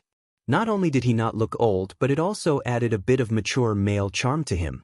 He was steady, capable, and smart. He was wearing a bright coat as the chairman of the board of directors of a multinational investment group. Accompanied by Xiang Qiangxing, Yang Shouqing, and dozens of celebrities, he walked into the hall. Everyone who knew him didn't see him as a businessman or a financial tycoon. He was a hero in their eyes. Many people applauded for his timely arrival. He was the hero of the number gang in Europe. Whether it was the celebrities who were familiar with Wei Duangong or the people who had only met him a few times, they all left their seats and came over to shake hands with him. Many people were satisfied and even proud of themselves. Although some of the tycoons didn't leave their seats, most of them nodded and smiled at Wei Duangong as a form of greeting. It was indeed something to be proud of as a member of the number gang. If a bum in a small county in China made a name for himself, he might be able to be friends with a lot of powerful officials. He might even be able to drink and chat with the county head and secretary. Therefore, the small commotion caused by Wei Duangong's appearance was not too shocking. After Wei Duangong sat down, a few more people who attracted everyone's attention arrived. The lords of the four major families in Hong Kong, Sima Zhai, Wan Qili of the Bamboo Alliance, and He Hongchen of Macau, all arrived. Superman Li, Xiao Shikuan, Guobingrui, and Li Zhaofeng were the richest and most powerful families in Hong Kong. Wan Qili and He Hongchen represented the most powerful families in Taiwan and Macau respectively. Although Sima Zhai was not as wealthy as the other tycoons, his status was the highest and he was the most respected. He was a spellcaster and was known as the guardian of Hong Kong. That was why many tycoons respected him more than Superman Li. Basically, the Lantern Festival charity dinner was hosted by these few families. This year, it was Superman Li's family's turn. In short, Superman Li's family would donate some items for the charity auction to the tycoons. The money from the auction would be used as donations. However, many people noticed that on the brochure, the donations were for the Changgung Charity Foundation. These tycoons were much more intimidating than Wei Duangong. After greeting everyone, Superman Li and his gang walked up the spiral staircase to the Chinese Bauhinia Hall. Over there was an even more high-profile gathering. Chapter 719. The Bauhinia Hall on the third floor was a gathering for Sima Zhai and the 6 major families. It involved the conflicts and communication between the major families, the division of interests, and so on. There were more than a dozen high-level bodyguards on the left and right of the spiral staircase to the third floor. They were all from the 6 major families. All of them were solemn, quiet, and dignified. The security guards provided by the convention center could not be compared to them. Hong Kong was like this. There was a huge gap between the rich and the poor. Even the upper class was divided into different classes. The Bauhinia Hall was equivalent to the top of the pyramid of wealth and power. Those in the Red Peony Hall could only be considered as the middle class of the rich. Seeing this, Wei Duangong's face was calm, but his heart was filled with jealousy. He snorted. Sooner or later, I will help you clear your name. I will stand side by side with Superman Lee and talk to them as equals. I will also hold a charity banquet to show off. At Wei Duangong's level, his wealth was also in the tens of billions. Money was just a number. Luxury cars, mansions, private jets, and other luxuries were not rare. He cared more about his reputation and influence. In short, he cared more about his face. Brother Wei, I am very sorry about Hong Liang's accident. Qian Qian was too reckless. Xiang Qiangxing leaned over and whispered in Wei Duangong's ear. It's not Qian Qian's fault. Wei Duangong's eyes twitched when he thought of his son's miserable state. But he was indeed the overlord of Europe's underworld. Soon, he calmed down and said lightly, It's those bastards from the mainland. But I have already taught them a lesson. Xiang Qiangxing nodded and sneered in his heart. Mainland brat, you dare to provoke me, Xiang Qiangxing. I only need to casually strike you and you will die a violent death. Those bastards from the mainland don't know the immensity of heaven and earth. How can they be my opponent? Below the semi-open Red Peony Hall was the Tulip Hall, which was of a lower level. There were hundreds of people here, and they were basically the younger generation of Hong Kong. For example, Li Zhikai, Xiao Yunhao, and other young talents. Kai Xiaofei, Qian Qian, and all kinds of second and third generations who relied on their parents to survive were gathered on this floor. This kind of charity auction was also a gathering for the upper class to socialize. From 8:30 p.m. to 9:30 p.m. was the banquet and dinner time. After that, the charity auction would begin. At this time, in the Red Peony Hall, Wu Zhihua and Wu Chuchu were both dressed up with exquisite makeup and jewelry. They wore backless evening gowns and respectfully chatted with Sun Jiaro and a man. Young Master Xiao, if you didn't bring us in today, we would have been blocked outside the door. Wu Chuchu said with a fawning expression. The young man's name was Xiao Yunjie, a member of the third generation of the Xiao family. He was a distant cousin of Xiao Yunhao, one of the famous 4 young masters of Hong Kong. You're welcome. Since you're Jiarou's friend, I naturally have to help. Xiao Yunjie spoke politely, but there was a trace of undetectable disdain in the depths of his eyes. Hong Kong was not a big place, but there were a lot of rich people in Hong Kong. The Luo family and the Wu family only had a few $100 million in assets. Strictly speaking, they couldn't be considered as families. If Sun Jiaro hadn't just agreed to be his girlfriend, he wouldn't have bothered with these 2 low-class women who were stopped by the bodyguards. They were so anxious that they almost cried. Have you heard of a piece of news? As they chatted, Xiao Yunjie suddenly chuckled and lowered his voice. A few days ago, Wei Hongliang and Kai Xiaofei were beaten up by a few Chinese guys at the Discovery Bay golf course. What? That's Wei Hongliang. Who has the guts to do that? Sun Jiaro was shocked and couldn't believe it. Yunjie, you heard about it too? A shrewd young man suddenly came over and adjusted his gold-rimmed glasses. I heard about it too. He was indeed beaten up. Not only him, but also Kai Xiaofei, Young Master Hu, Young Master Hua, and Young Master Ren. I heard that these young masters are Li Huiyan's supporters. They had a conflict with Young Master Xiangqian before. Young Master Xiang was there too, but Young Master Xiang escaped quickly. Otherwise, Young Master Xiang would have been beaten up too. Yang Shouqing was there too, but he couldn't stop them. He was even slapped. Wei Hongliang, Wei Duangong's son. Young Master Hu, the Young Master of Virtuous Consulting? And Young Master Hua. He listed out one name after another. They were all descendants of the rich and powerful in Hong Kong. At the same time, a few other young masters, celebrities, and directors had gathered around them. They were all furious. These Chinese are out of their minds. This is outrageous. How dare they? This is a slap to the faces of the rich and powerful in Hong Kong. A group of people shared the same hatred and anger. Xiao Yunjie analyzed calmly. I think Number Gang and Club will not let this go easily. That's right. This is a provocation to the entire upper-class society in Hong Kong. No, they have offended all the powerful people in Hong Kong, Macau, and Taiwan. Wu Chuchu looked agitated as if her own father was beaten up. How can we let this go? She said angrily. How can we let this go? The shrewd young man was tight-lipped. He smiled and said, I'm afraid their parents will be very sad after this. There should be big news in tomorrow's newspaper. Everyone looked at each other and smiled. Their eyes were filled with disdain. They all knew how ruthless Number Gang could be. They could get someone killed. I'm afraid Li Huiyan will be done for. She is also invited to the banquet, but she is not here yet. Shu Min said disdainfully in the crowd. At this moment, Wu Zhihua was shocked. She took out her phone and dialed Jiang Tian's number. Although she looked down on Jiang Tian, she would not be able to answer to her father if something happened to Jiang Tian. After a while, the call was connected.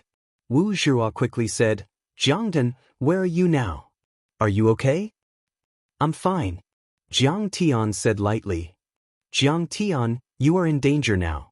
Number Gang and the club are after you. You should leave Hong Kong quickly. Wu Zhihua said anxiously. They are not strong enough to deal with me. Jiang Tian smiled and said, I'm going to the convention center to look for them. You are crazy. Wu Zhihua could not believe it. She said angrily, do you know how powerful they are? Not to mention that Li Zhikai is ignoring you. Even if Li Zhikai is willing to help you, he can't. That's all for now. I'm almost there. Jiang Tian hung up the phone. Wu Zhihua was so angry that she beat her chest and stomped her feet. Who are these people? They are so funny. Yeah. They are dressed like beggars. They are so rustic. They are even wearing old cloth shoes. At this time, there was an uproar at the entrance. A few weirdly dressed young men appeared at the entrance. One of them was handsome with deep eyes, but he was wearing a long jacket, casual pants, and old cloth shoes. He looked like a retired grandpa from the mainland. It was Jiang Tian. Cheng Yi was in hiking shoes and sportswear, while Jiang Chao was in casual clothes. Although Zhen Shuai was dressed luxuriously, his hands were full of huge gold rings. He looked like a nouveau riche. This kind of celebrity gathering was a place for everyone to show off their achievements and make friends. Unless it was those old leaders of wealthy families who were dressed plainly and simply. Which young person would dress like this? Which one of them didn't dress luxuriously and try their best to show off? Jiang Tian's dressing was simply incompatible with this high-end atmosphere. For a time, many socialites and young masters looked at the three people as if they were monsters. They snickered and pointed at them. Jiang Tian, who allowed you to come here? You are just a bumpkin from the mainland. How can you be qualified to come here? Seeing Jiang Tian coming over, Wu Chuchu immediately greeted him with a face full of ridicule. She sneered and said, You must have sneaked in, right? Jiang Tian, you are really dressed in a unique style. Sun Jiaro also said with a face full of ridicule. She hated Jiang Tian to death. He dared to slap her. She must take revenge. Hee, young Master Jiang is young Master Jiang. He can only be imitated and never surpassed. He is mighty and domineering. Luo Ziho also walked over with his hands in his pockets. His face was full of disdain. Then he deliberately raised his voice and shouted, You may not know him, but this is the valiant existence who beat up Wei Hongliang and other young masters. What? The mainland boy who beat them up? It's him. Boom. The whole place was in an uproar. Everyone looked at Jiang Tian. Their eyes were full of complicated emotions. Shock, anger, ridicule, scrutiny, disdain, inquiry, gloating. The meaning was hard to understand. He beat up Wei Hongliang and caused a big trouble. How dare he come out? Is he crazy? Yeah, is he not afraid of death? He is really brainless. Get out of the way. Where did this male dog and female dog come from? How dare you bark at me? Jiang Tian was annoyed. He frowned and scolded them. At the same time, he scanned the surroundings with his divine sense. Hee, everyone who should be here is here. This is great. I can really deal with them all at once. At this time, Jiang Tian was not in a hurry. This was also good. He could step on them one by one and not let anyone go. Who are you calling a dog? You have no manners. Sun Jiaro was so angry that her face turned red. She wanted to bite Jiang Tian to death. Wu Chuchu smiled grimly and said, "Very well, if you dare to insult me, I will call the security and throw you out of here. Don't let him go. There are so many enemies here. He can't survive." Luo Ziho rolled his eyes and stopped Wu Chuchu. He whispered a few words in her ear and then disappeared into the crowd.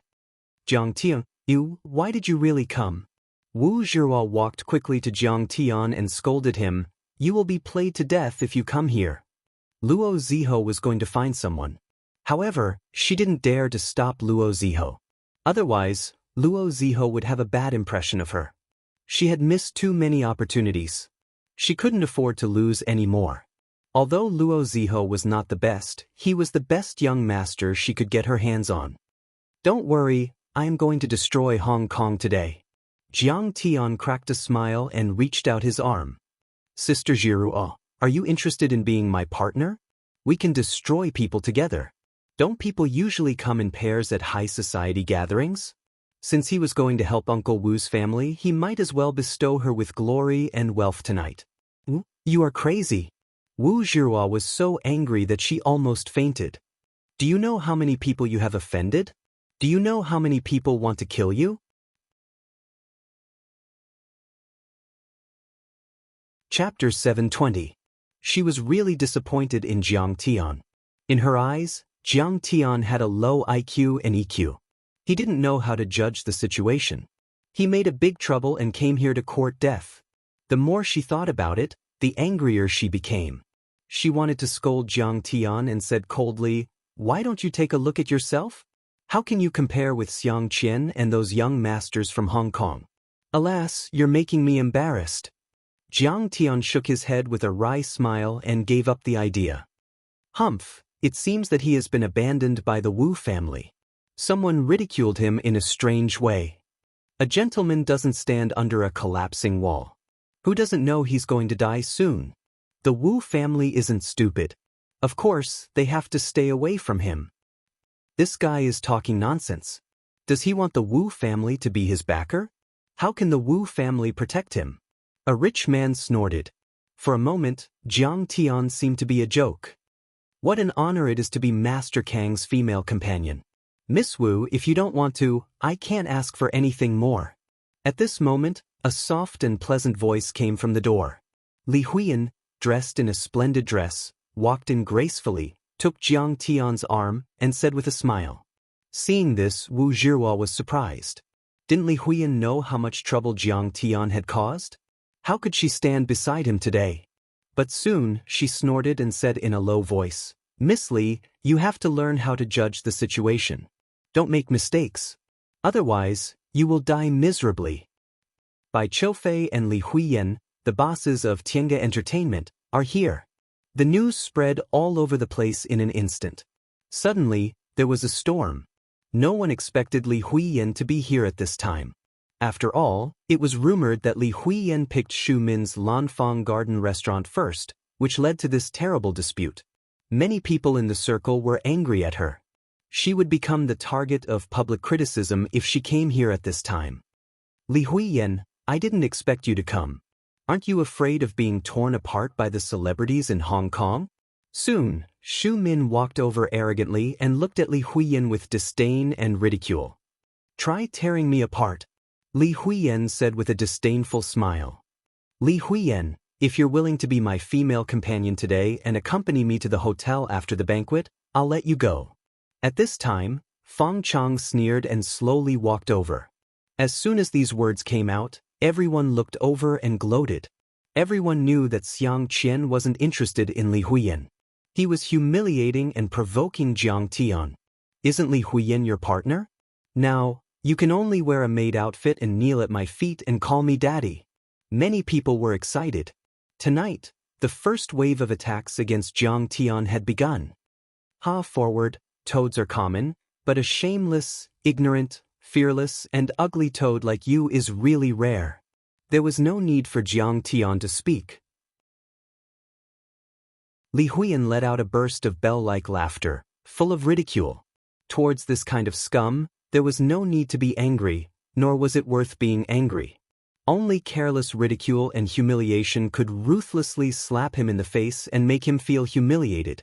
Very well, Li Huiyan, I will let you know my power. I will let you know the difference between this Chinese country bumpkin and me. As expected, Xiang Qian's lungs were about to explode when he heard this.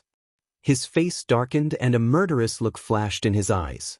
Li Huiyan, from now on, you will not have a chance to star in any movie directed by me or my friends. The chubby Hong Kong film director, Wang Jing, stepped forward and said with a sinister smile.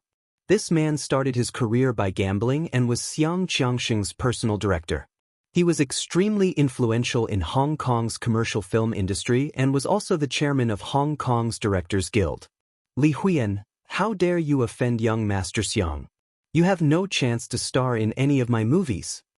Kung Fu superstar Brother Dan said mockingly as he sucked up to the Xiang family. In the Hong Kong circle, Huang Jing and Brother Dan were both highly regarded. One represented the directors, and the other represented the stars. Basically, they represented the entire Hong Kong film industry. Shut her out. How dare you challenge the Xiang family? It's your honor that young Master Xiang wants to sleep with you. Behind them, dozens of stars and directors followed closely behind like vicious hounds. They were afraid that they would miss out on the Xiang family's hot shit if they were too slow. My market is in China. You can shut me out if you want to. Li Huiyan didn't panic in the face of danger. Her beautiful face was full of mockery as she sneered. Who else wants to shut me out? Step forward. I, Li Huiyan, would like to see how many people want to shut me down. Li Huiyan apologized to Xu Min and young Master Xiang immediately. At this time, the Chinese director Feng Xiaopao, who was also known as Bao Shu, came forward with a glass of red wine. Director Feng, why should I apologize? Li Huiyan's lips curled into a mocking smile. They are the ones who are distorting the truth. I did not do anything wrong from the beginning. I have a clear conscience. You still ask me why? Feng Xiaopao let out a loud shout. He was full of arrogance. Then let me tell you clearly.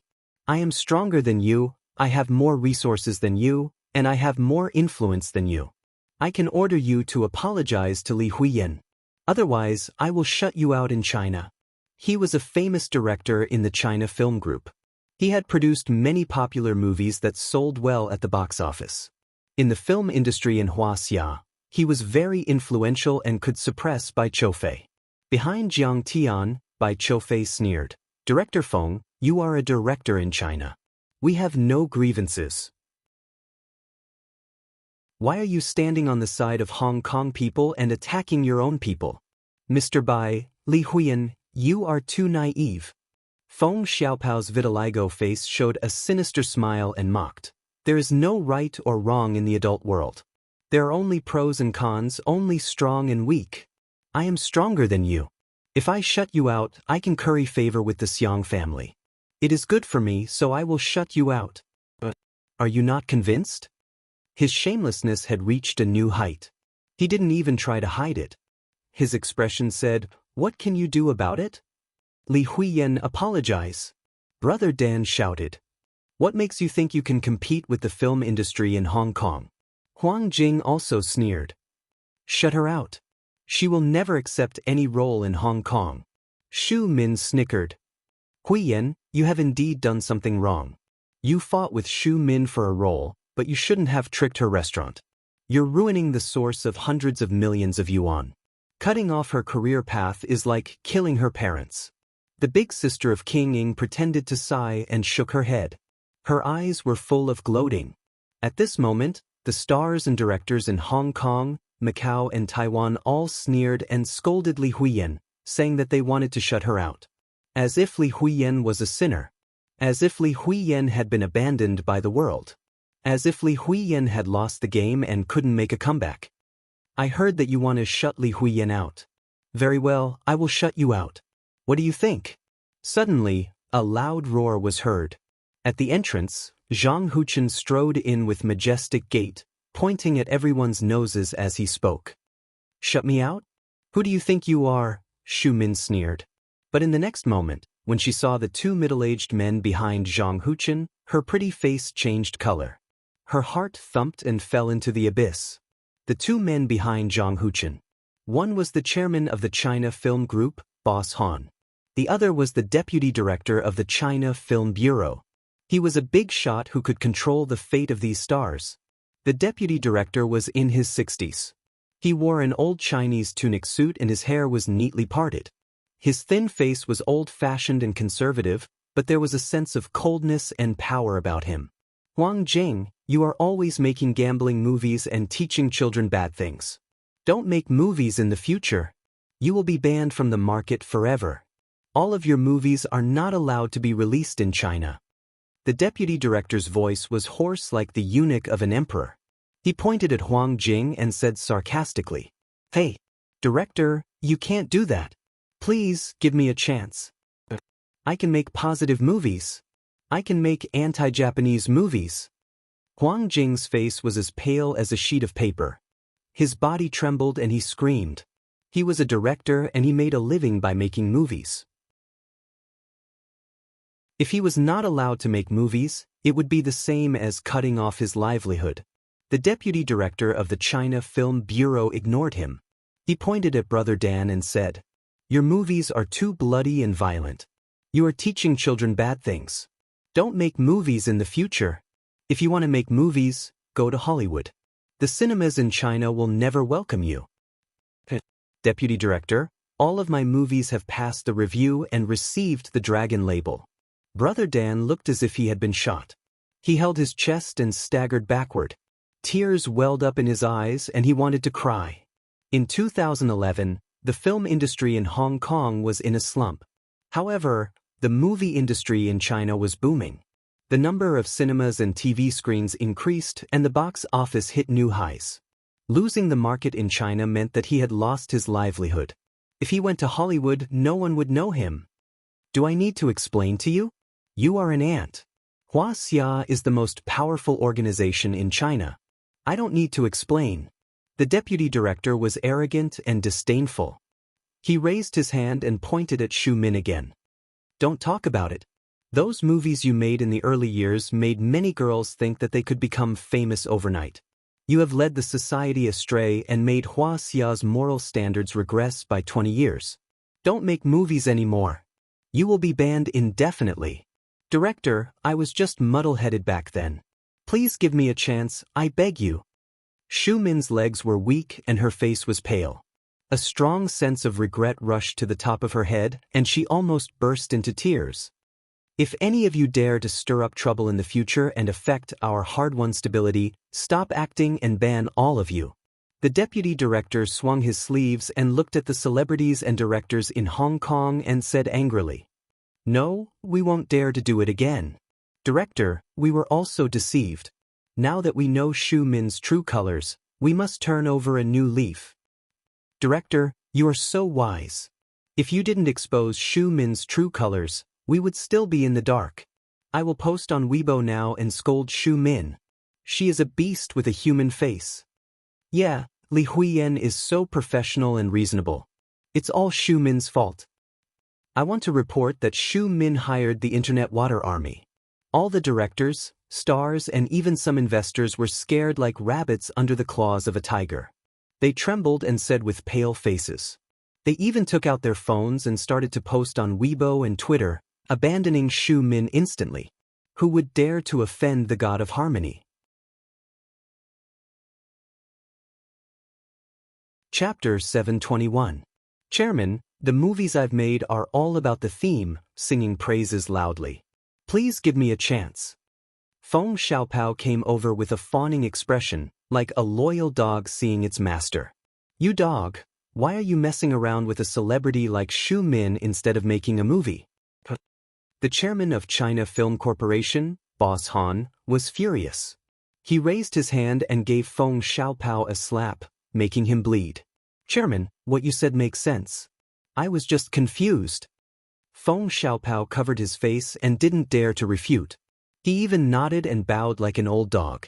Being a third-rate celebrity's shield, cursing the netizens and being called a masseuse, Don't you feel disgusted? Boss Han shouted again and gave him another slap. Feng Xiaopao fell to the ground miserably. His face was swollen and a few of his yellow teeth fell out. He screamed in pain. You've lost all my face. You think you're a mother? Huaxing Corporation invested in a movie for you and you've forgotten who your mother is? Boss Han was so angry that he forgot that he was a scholarly businessman. He grabbed Feng Xiaopao's collar and slapped him left and right. Bai Qiufei and Li Huiyan were nothing, but who dared to mess with the Zhang family of Yanjin? I heard that the Zhang family had a super powerful person behind them. He could even suppress the Song and Lu families. What kind of terrifying existence was that? Yet you still wanted to mess with him. Aren't you just causing trouble for me? If the Zhang family was angry, wouldn't I have to move my position? Boss Han, don't hit him, don't hit him. You're a cultured person, how can you use violence? Jiang Chao smiled and pulled Boss Han away. Thank you. Feng Xiaopao thought that Jiang Chao was going to save him. He was quite grateful and squeezed out a smile on his pig-like face. But the next moment, his smile froze on his face. I'll hit him for you. Jiang Chao rolled up his sleeves. Brother, we don't have any grudges, why do you have to do this? Feng Xiaopao waved his hands and begged for mercy. We have grudges, you called me a bastard on Weibo. Jiang Chao sneered. He swung his arm and slapped Feng Xiaopao's face. Feng Xiaopao really turned into a small steel cannon. He flew 7 to 8 meters away and plunged into a pile of cold food. Looking at his face again, it was cracked open and fresh blood was dripping down. His canine teeth were scattered all over the ground, and his cheekbones were probably shattered. Who's the beast? Jiang Chao grabbed him by the collar, glared at him, and asked with an evil expression. Feng Xiaopao really wanted to cry. He had been flaunting his prowess in the entertainment industry all his life. When had he ever suffered such a loss? He only hesitated for a moment, and Jiang Chao slapped him again, smashing the other side of his face. Feng Xiaopao burst into tears. I'm a beast. No, I'm worse than a beast. Calling me a beast is an insult to the word beast. Trash. Pushing him to the ground, Jiang Chao shook his head in disappointment and snorted in disdain. Aren't you known as Little Steel Cannon? You're always scolding people on the internet, scolding the audience, scolding the parents of your livelihood. I thought you were quite fierce and had a good mouth. Who knew that you would be so scared so quickly? His gloomy eyes glanced at everyone present and said coldly, I'll definitely strictly control the works of Huaxing Pictures, Emperor Movies, and everyone here. Once those words were said, all the stars, directors, and investors trembled and felt as if they had fallen into an ice cellar. Young Master Zhang, they won't dare to mess around in the future. I'll leave first. He patted Zhang Huchen and said with a smile.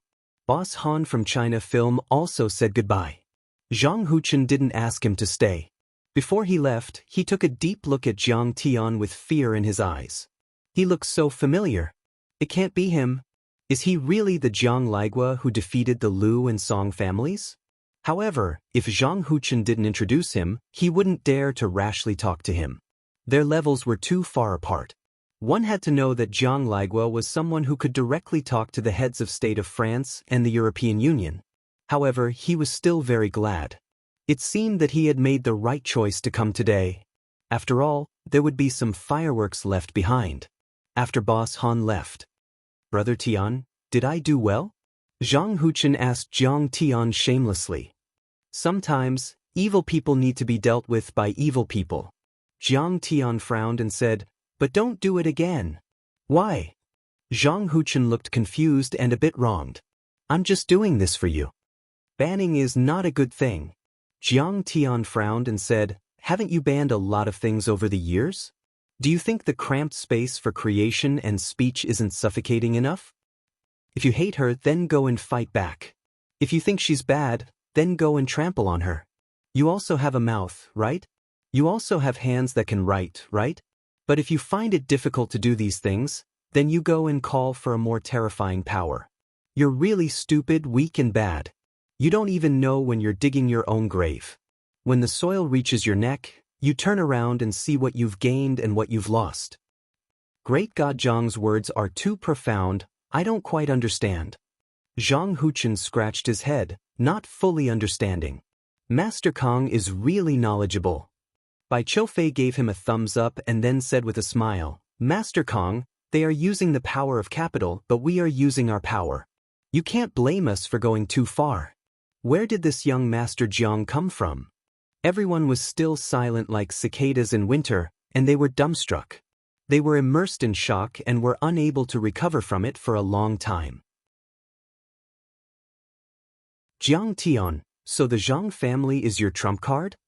Wu Zhirua rounded her eyes and couldn't believe it. She had never thought that the Zhang family's influence was even greater than she had imagined. They had used the movie studio as an excuse to suppress all the celebrities. This was like slapping a bunch of Hong Kong celebrities to death like swatting flies. Xu Min, young Master Xiang, come on, ban me. Aren't you very capable? What about now? Who is the one that is being banned? Ridiculous.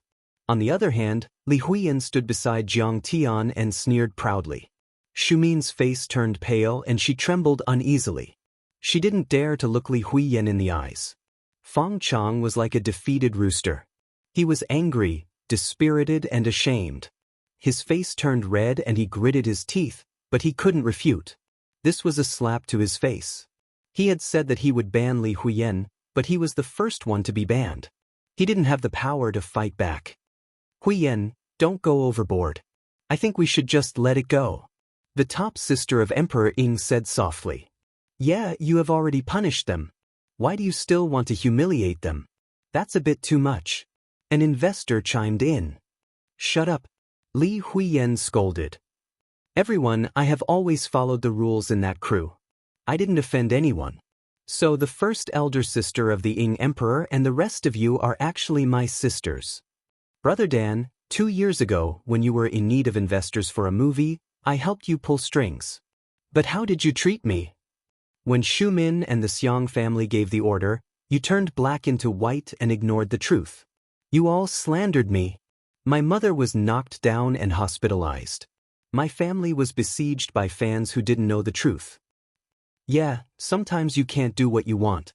Everyone wants to be famous, to get resources and to make money. But you can at least choose to stay silent. Why are you helping the evildoers? Maybe you think that compared to the Xiang family, I have no resources, no power, and no background. I'm easy to bully? Hearing these words, many of the celebrities and directors present felt their faces burning. It was as if they had been slapped countless times. The top sister of Emperor Ying also blushed. She wanted to defend herself, but she found that she had nothing to say. Li Huiyan's eyes were red as she glanced at the crowd. She seemed to want to vent the grievances of the past few days. She shouted, I want to tell you that I have it. Now you have seen that I have a background. If I had mentioned my background at the beginning, none of you would have been able to compete with me. None of you would have been able to compete with me. It's just that, like Mr. Jiang said, I don't want to make the already narrow creative space even more unbearable. In the face of those slandering, I tolerated and begged everywhere. I said all the good things and begged you to stop. But you turned a deaf ear to me and treated me like a speck of dust. When I went to negotiate with Emperor Ying, they even wanted to violate me in broad daylight. Are you still making movies and culture? You're so materialistic. If you control the film industry like this, will great movies and artists be born? You're all black sheep. Movies are just a tool for you to launder money. You don't deserve to be called filmmakers. You should understand how difficult your days will be in the future. But I want to tell you that you don't deserve sympathy at all. You're the ones who bullied the weak and forced yourself into a dead end. The crowd was dead silent. Everyone's faces were pale. They kept quiet out of fear and did not dare to say a word. Some smart people thought that they could only do things according to Li Huiyan's whims in the future. They had to suck up to her, or they would be miserable. At that moment, Wu Zhirua's face was flushed red. She was embarrassed as if she had been slapped in the face. She had just mocked Li Huiyan for not knowing when to stop and destroying her own future. But now she realized that Li Huiyan was the smart one. She was the biggest winner. She had become a dragon with one leap. Could it be that I've misjudged Jiang Tian? At that moment, Wu Zhihua could not help but doubt herself. Over the years, many people in the industry and the media have been speculating about who my backer is, right? Li Huiyin's face was full of pride. She raised her hand and pointed at Jiang Tian. She raised her jade-white chin and said firmly, "This is my, Li Huiyin's, greatest backer. My, Li Huiyin's, backer will never fall. He's not my godfather, nor is he my lover. We haven't even worked together directly. He's just a righteous man who stands up for injustice. A true hero. Who is this Mr. Jiang? Yeah, what's his background? I can't believe he managed to get such a powerful character to suppress Xu Min and Xiang Qian." At that moment, everyone's eyes were focused on Jiang Tian. They were discussing and whispering. Chapter 722.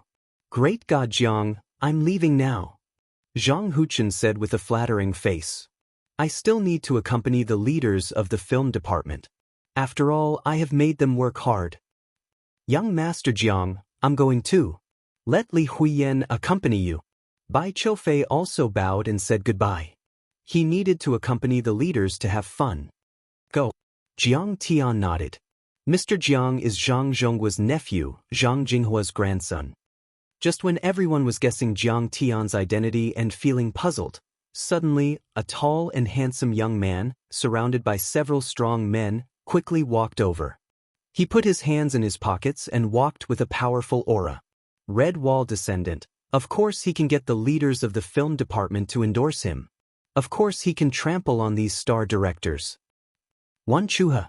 He is the son of Wan Qili, the leader of the United Bamboo Gang in Taiwan. United Bamboo Gang? Gosh, that is the #1 gang in Taiwan. Many young ladies and young masters were shocked when they saw this young man. They quickly opened a path for him. Even those who walked forward trembled and showed a hint of fear. They went up to greet him and said apologetically, "Young Master Wan, you are here. I didn't know you were acquainted with Mr. Jiang, so..." Boom. Everyone was shocked. Everyone's gazes towards Jiang Tian became complicated. There was some fear, some shock, and some disbelief. Wan Chuha is friends with this young man? Did he have such a wide network of connections? Jiang Tian is the nephew of the Zhang family. You didn't know? Wu Chuchu was a bit shaken. She frowned and said, "Could it be that even Wan Chuha knows Jiang Tian? Are they on good terms?" Wu Zhihua frowned and said nothing. However, she was having an intense mental struggle in her heart, hesitating whether or not she should reconcile with Jiang Tian. Suddenly, the smile on Wan Chuha's face turned cold as he said, "But Mr. Jiang's friend, Zhen Shuai, provoked me. I have to settle this score. I think with Mr. Jiang's wisdom, you wouldn't fall out with me over a little brother and fight to the death with the United Bamboo Gang, right?" Boom. The crowd was in an uproar again. These Chinese bastards are really daring. Not only did they wreak havoc in Hong Kong, they even offended the Bamboo United Gang in Taiwan. Someone muttered in a low voice, This time, those bastards from the mainland are helpless. Even if that Jiang guy has the Zhang family behind him, it's useless." That's right. The Wan family dominates the Treasure Island province. They don't need to listen to Yanjing at all. They don't need to give him any face. It's over. This bunch of kids from the mainland are finished. Everyone was discussing animatedly. Xu Minqian and the others were gloating. What? Marshal Zhen actually offended Wan Chuha. Wu Zhihua, who was walking towards Jiang Tian, suddenly stopped and took a few steps back. Xiang Qian's expression was arrogant, and a hint of mockery appeared at the corner of his mouth. Good, this is great. Jiang Tian, oh Jiang Tian, no matter how arrogant and overbearing you are, you can't do anything against Wan Chuha. Even your Zhang family behind you is useless. Lower your head, kneel down, tremble, regret it. Who knew? Jiang Tian's face was filled with disdain as he laughed coldly. Your little United Bamboo Gang is not worthy for me, Jiang Tian, to fight to the death. Aren't you thinking too highly of yourself? Who the hell are you? I don't even know you. When did I offend you? Marshal Zhen's eyebrows were raised to the sky. He sized up the youth and asked in disdain. Wan Chuha suddenly took out a gun and pointed it at Marshal Zhen's head. He said with an evil expression, "Kneel down. Kneel down." Boom. When the others saw Wan Chuha take out his gun, they all retreated in fear. Some of the female guests lost their color and screamed. In the crowd, Shu Min and the others laughed sinisterly as they gloated. Very good, very good. It's best if this disgusting Marshal Zhen dies. Let's see what you, Jiang Tian, can do. If you try to stop them, you'll be killed in one shot. But if you don't stop them and make your little brother kneel down, you'll be a joke. Jiang Tiankan. They actually brought a gun in. At this moment, even Li Huiyan's heart was pounding. She hugged Jiang Tian's arm and hid behind him. Although she heard that Jiang Tian was a strange person, but she had never seen Jiang Tian's ability with her own eyes. She was still quite afraid. Damn, you dare to play like this? Who is this idiot? Marshal Zhen was dumbstruck. It was not fear, but shock at the opponent's low IQ. Showing off his gun was a very stupid move. His goal was not to kill, but to intimidate. But if the opponent was not afraid and he did not dare to open fire, then it would be very awkward. Even if those top young masters in Yanjing played with guns, they would do it in private, who would take it out in public. I'll do it. Jiang Chao was now not afraid of firearms, so he was very eager to show off in front of Jiang Tian. He quickly walked over, grabbed Wan Chuha's gun and put it on his head. Come and shoot. If you don't shoot, you're my grandson. The gun was a real one. The steel barrel was cold and it was loaded. Wan Chuha was immediately stunned and embarrassed. How could someone be so unafraid of death? Shoot. I'll be your grandson in the blink of an eye. Jiang Chao glared at Wan Chuha. Wan Chuha had never thought that he would run into such a tough nut. He gritted his teeth in anger, but he did not dare to shoot. It was hard to stop halfway. Go away. I don't kill bodyguards. I'm looking for this Zhen guy. Wan Chuha was stunned for a long time, then he finally found a way out and pointed at Marshal Zhen. Cut the crap, Jiang Chao. Jiang Tian said impatiently, put down your gun. Roger that. Jiang Chao saluted Jiang Tian, then grabbed the gun barrel and kicked Wan Chuha to the ground. Wan Chuha felt a sharp pain in his internal organs as if they were being stabbed by a steel knife, causing him to cry out in pain. Jiang Chao took a step forward and kicked him in the face. Bang! Wan Chuha's nose was broken and blood spurted out. The back of his head was also bleeding on the table. Things happened too fast. Only then did Wan Chuha's henchmen react. They took out their guns and pointed at Marshal Zhen, threatening and cursing. At this time, everyone felt their scalps go numb and they all retreated dozens of meters away. They called the security, but the security didn't care at all. Wan Chuha didn't dare to shoot. He was a rich young master who cherished his life, but his henchmen did. They weren't afraid of death. Besides, they didn't kill people, but they could cripple them and they would be fine. They would be released after a few days in jail. But more people, like Shu Min and Xiang Qian, were gloating. Evil people need to be dealt with by evil people. These guys from the mainland have been acting arrogantly in Hong Kong because of their connections in Yanjing. Now, they've finally met a tough opponent. At this time, a cold voice was heard. Wan Chuha, how dare you take out your gun in front of Mr. Jiang? Do you want to die? Everyone looked over and saw the crowd move aside like a tide. A glamorous woman in an evening gown came down from the spiral stairs of the Peony Hall on the second floor. She was tall and over 1.78 with her high heels. She stood out like a crane among chickens and looked down on everyone, making many girls shrink back. A pair of majestic eyes glanced over. The arrogance and coldness in her eyes made countless people lower their heads, as if she were a goddess from an ice kingdom. Who is she? How dare she speak for this guy? Isn't she afraid of offending Wan Chuha? Wu Chu snorted. A socialite next to her who recognized her was startled. She quickly covered her mouth and said, Are you crazy? Don't you know the daughter of the chief of the police force, Fang Gui? Fang Minxia. Wu Chu was startled and suddenly thought of something. Her face turned pale and she didn't dare to say anything. Wan Chuha was startled as a bad feeling rose in his heart. Mr. Jiang is an important person under the protection of the Hong Kong police.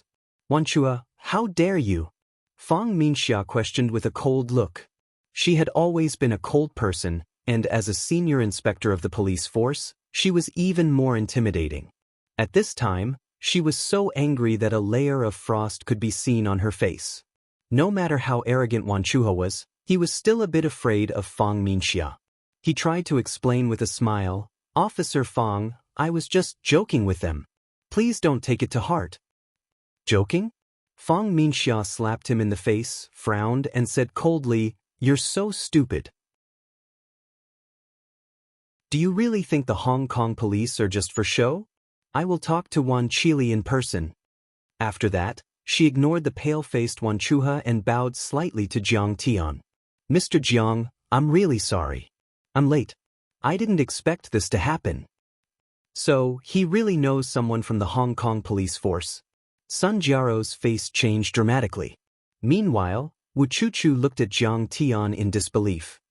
"Kid, why are you picking on me?" Zhen Shuai suddenly pointed at Wan Chuha's nose and asked. "You touched my woman." Wan Chuha shouted angrily. "I've touched too many women." Zhen Shuai was confused and frustrated. Wan Chuha said a name.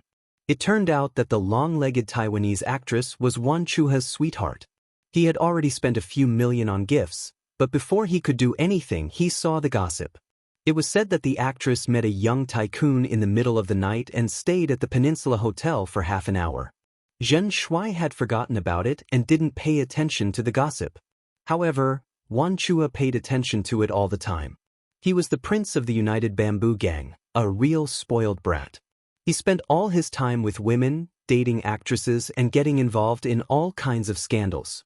He was furious when he saw the news, so he asked around and immediately found out about Zhen Shuai's identity and whereabouts. Zhen Shuai took out his phone and searched. The news was indeed published on the website of Apple Daily. Fuck, what the hell are these paparazzi writing? Zhen Shuai was so angry that he wanted to throw his phone away. "Dude, I did spend the money, but I really didn't do it. I just ate some noodles with her. Do you believe me?" "I don't believe you." Wan Chuha snorted disdainfully. "You don't have that much money. Do you think I'm an idiot?" "Fuck off." Zhen Shuai said angrily. "Didn't the news say that she only stayed at my hotel for half an hour? If I really did it, it would only be half an hour. Zhen, this is not over." Wan Chuha flicked his long hair and turned to look at Jiang Chao, Zhen Shuai, and the others. "My dad, Wan Chili, is upstairs.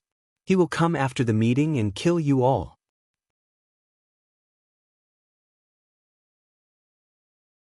Chapter 723. Idiot. You only know how to talk big. Jiang Chao pointed at his nose and scolded, "Let me teach you something. Either you don't take out your gun, or you have to shoot. Do you understand? Fuck, United Bamboo Gang's crown prince, you're a disgrace to your father. Furthermore, that long-legged female celebrity is a prostitute, and you're treating her like a treasure. Do you have any shame? Since you don't have the ability to keep an eye on her, then let's play together. You're still grumbling, do you have any shame? After we play together, we'll be brothers-in-law, brothers and relatives. You're fighting with your brothers-in-law and relatives over such a trivial matter, do you have any shame?" Wan Chua's handsome face turned red with shame. He looked around and realized that everyone was holding back their laughter. Monstrous anger flashed in the depths of his eyes, and he gnashed his teeth so hard that they shattered. But Fang Minxia was here, so he didn't dare to do anything. He could only leave with his friends. No way they're really that rich?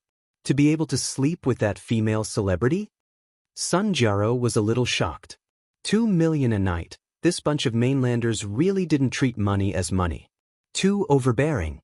This person is called Zhen Shuai, a nouveau riche in the leisure industry in Jinling. His net worth is a few hundred million. On the side, Xiao Yunji's eyes flashed with a trace of gloominess as he sneered, "Playing with a few female celebrities is nothing difficult. He's actually so rich and he's so respectful to Jiang Tian. Doesn't that mean Jiang Tian is?" Sun Jiaro was shocked as she couldn't figure out Jiang Tian's identity. Compared to the Xiao family, he's still far off. Just a bumpkin. Xiao Yunjie laughed with disdain. Then hurry up and take revenge for me. Jiang Tian slapped my face. Sun Jiaro urged. Wait a moment, there's no need to rush. The show has just begun. Xiao Yunjie was slightly stunned before he laughed. Jiruo, do you want to consider mending your relationship with Jiang Tian? He seems to have some background. Wu Chuchu was a little shaken. Although he's not from a rich family, he's still a relative of the Zhang family. He's also a genius. Rich people will definitely flatter him. Wu Zhihua hesitated for a moment, then shook her head and said angrily, But so what? Now, Jiang Tian and his gang had offended Hong Kong's 3 biggest gangs and Taiwan's United Bamboo Gang. Any one of them would be able to tear him apart, let alone if they joined hands. Fang Minxia can protect him for now, but she can't protect him forever. But he's still here. What an idiot. Xiao Yunjie smiled. Miss Wu, haven't you always wanted to meet my big brother, Xiao Yunhao? I'll take you there now. All right. Wu Zhirua's beautiful eyes brightened as she gladly agreed. Even if Jiang Tian was a relative of the Zhang family in Beijing, even if he had some ability, he still couldn't be compared with Xiao Yunhao, who was on the same level as Li Zhikai. The Peony Hall on the 2nd floor was much higher than the Tulip Hall. If it weren't for Xiao Yunjie, Wu Zhihua and Sun Jiaro wouldn't have had the qualifications to enter. Big brother. This is my girlfriend, Sun Jiaro. This is Sun Jiaro's best friend, the CEO of Man Tingchun Real Estate, Miss Wu Zhihua. Xiao Yunjie led a group of people to the front of the young man in a white suit who was surrounded by the crowd and bowed respectfully. Xiao Yunhao, the real young master of Hong Kong, Xiao Shikuan's only son. In Hong Kong, his influence was on par with Li Zhikai. At this moment, he was chatting with Li Zhikai and a few other top young masters, as well as a few famous tycoons. These young masters were of high status. They were basically first-rate young masters. Even Xiang Qian and the others were not qualified to get close to them. At this moment, Sun Jiaro was regretting her decision. From Xiao Yunjie's attitude, Xiao Yunhao was the real young master of the Xiao family, while Xiao Yunjie was more like a follower. The difference was too big. She should be on the list of top young masters like Xiao Yunhao. If she wanted to sell him, she should sell him for a good price. But in front of the future heir of the Xiao family, she didn't dare to be rude. She quickly said, Man Tingchuan's board member, Sun Jiaro, greets young Master Xiao. At this moment, she played a trick.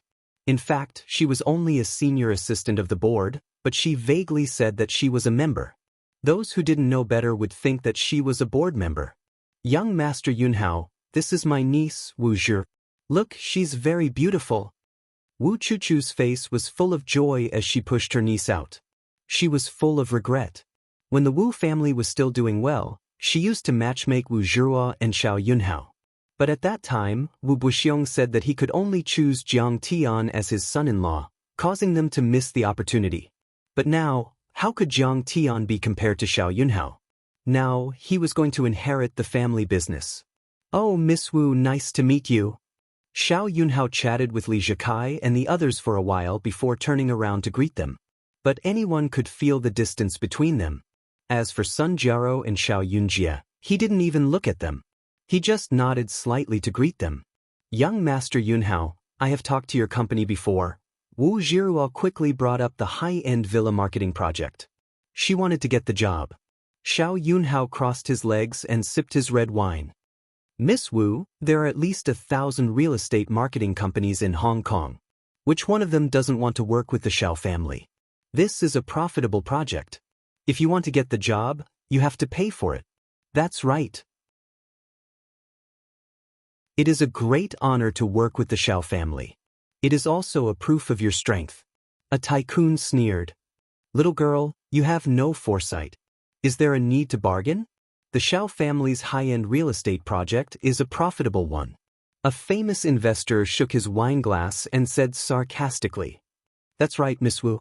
It is rare to be chosen by young Master Xiao. You must seize the opportunity. Another tycoon said with a smile. Among the crowd, only Li Zhikai's eyes were lowered. He didn't say a word, but the corner of his mouth seemed to be smiling. Wu Jiruo's face froze. Xiao Yunhao pondered for a while and then said with a smile, "However, since you are Sun Jiaro and Yunjia's friend, I will give you a chance. I will increase your profit from the original 5% to 8% as a reward." "Thank you. I will do my best to complete this project." Wu Jiruo was overjoyed. "If that's the case, we are friends from now on." Xiao Yunhao introduced Wu Jiruo to his friends, which made her feel flattered. The people around Xiao Yunhao all had a strict aura. They were either wealthy or respectable. They were all super rich and were investors in real estate projects. Their net worth was as high as 10 billion, far surpassing that of the Wu family. "Su Zixuan is here." Suddenly, an uproar came from downstairs. It seemed that someone important had arrived. "She is here?" Xiao Yunhao rose to his feet and was overjoyed. Seeing this, Wu Jiruo let out a wry smile. She had heard that Xiao Yunhao had been pursuing Su Zixuan for many years and had always been single. He was known as the most eligible bachelor in Hong Kong. Now that she had seen him in person, she knew it was true. The funny thing was that her aunt wanted to push her to Xiao Yunhao. Wasn't that a fool's dream? Compared to Su Zixuan, the gap was too big. After all, she was Su Majiai's granddaughter. Su Majai was the most powerful sorcerer in Hong Kong. He was on equal footing with many big shots. "I will go and have a look." Xiao Yunjia walked to the railing and looked downstairs. He frowned and said, "Brother, Su Zixuan is here." "Big brother, Su Zixuan is here, but why is she dancing with that guy from the mainland?" At this time, the ball had started in the Tulip Hall. Jiang Tian and Su Zixuan were dancing on the dance floor. Wu Jiruo also saw this scene and couldn't help but be shocked. Originally, she only thought that Jiang Tian and Su Zixuan were friends, but she didn't know how deep their friendship was. Now it seemed that their friendship was not shallow. At this time, she couldn't help but feel a little regretful. Although Su Majiai's family was not as rich as Xiao Shikuan's family, they were still a force to be reckoned with in Hong Kong. If she had used Jiang Tian as a springboard to get acquainted with Su Majiai and other big shots, developed for a while, and then met Xiao Shikuan again, she would have a certain amount of capital and foundation, unlike now, when she was at the mercy of others and was in a passive position. What is this Chinese guy's background? Xiao Yunhao walked to the railing and took a look. His eyes suddenly became cold and angry. Everyone's face was strange. Although Jiang Tian was famous around the world, it was only limited to the top intelligence agencies in the dark world. And in Hong Kong, only a few top tycoons and big shots knew him. Moreover, because of competition in the same industry, Xiao Shikuan personally ordered the whole Hong Kong to block the news about the Immortal Healing Village and the Jiang family. This was a top secret. Not to mention Xiao Yunhao, almost everyone present didn't know about Jiang Tian. But Wu Jiruo looked at Li Zhikai nervously. Li Zhikai sipped his red wine and didn't say a word, as if he didn't know Jiang Tian. Wu Jiruo's heart thumped. It's over. Now Li Zhikai made it clear that he didn't want to offend Xiao Yunhao and didn't want to speak for him. Why was this Jiang Tian so reckless? It was fine if he hooked up with Fang Minxia, but he even hooked up with Su Zixuan. And it seemed that she was right not to choose him. He was a womanizer and had a messy private life. He was definitely not a good match. At this time, Xiao Yunjia smiled and said, "The relative of the Zhang family in Yanjing, Zhang Huchen's cousin Jiang Tian, has just bullied a lot of people downstairs. He even suppressed Fang Shumin." Sun Jiaro had been encouraging him to step on Jiang Tian. But he didn't act rashly. First, he wasn't 100% confident. After all, now he knew that Jiang Tian was a relative of the Zhang family in Yanjing. Second, he also didn't think it was worth it. For a girl like Sun Jiaro, he could just play with her for a few days. It was not worth offending people for her. But now, with his cousin's help, he could also report to Sun Jiaro. Sun Jiaro was jealous that Jiang Tian had hit her before, so she added fuel to the fire. "Young Master Yunhao, look at him and Su Zixuan being very intimate. But how can he be compared to young Master Yunhao? He's not even as good as Yunjia. He's trash, he doesn't know the immensity of heaven and earth." Wu Chuchu also fanned the flames. He dares to touch any woman. Who doesn't know that Su Zixuan and young Master Yunjie are a match made in heaven? Isn't this slapping our Yunhao children's face? This is too much. Now that the Wu family got to know Xiao Yunhao and got the Xiao family's big order, they would take off. In her eyes, Jiang Tian was not worth mentioning. Of course, she would stand on the Xiao family's side. Let me see how much weight he has. How dare he touch my woman? Xiao Yunhao couldn't bear it anymore. He pushed the crowd away and strode downstairs.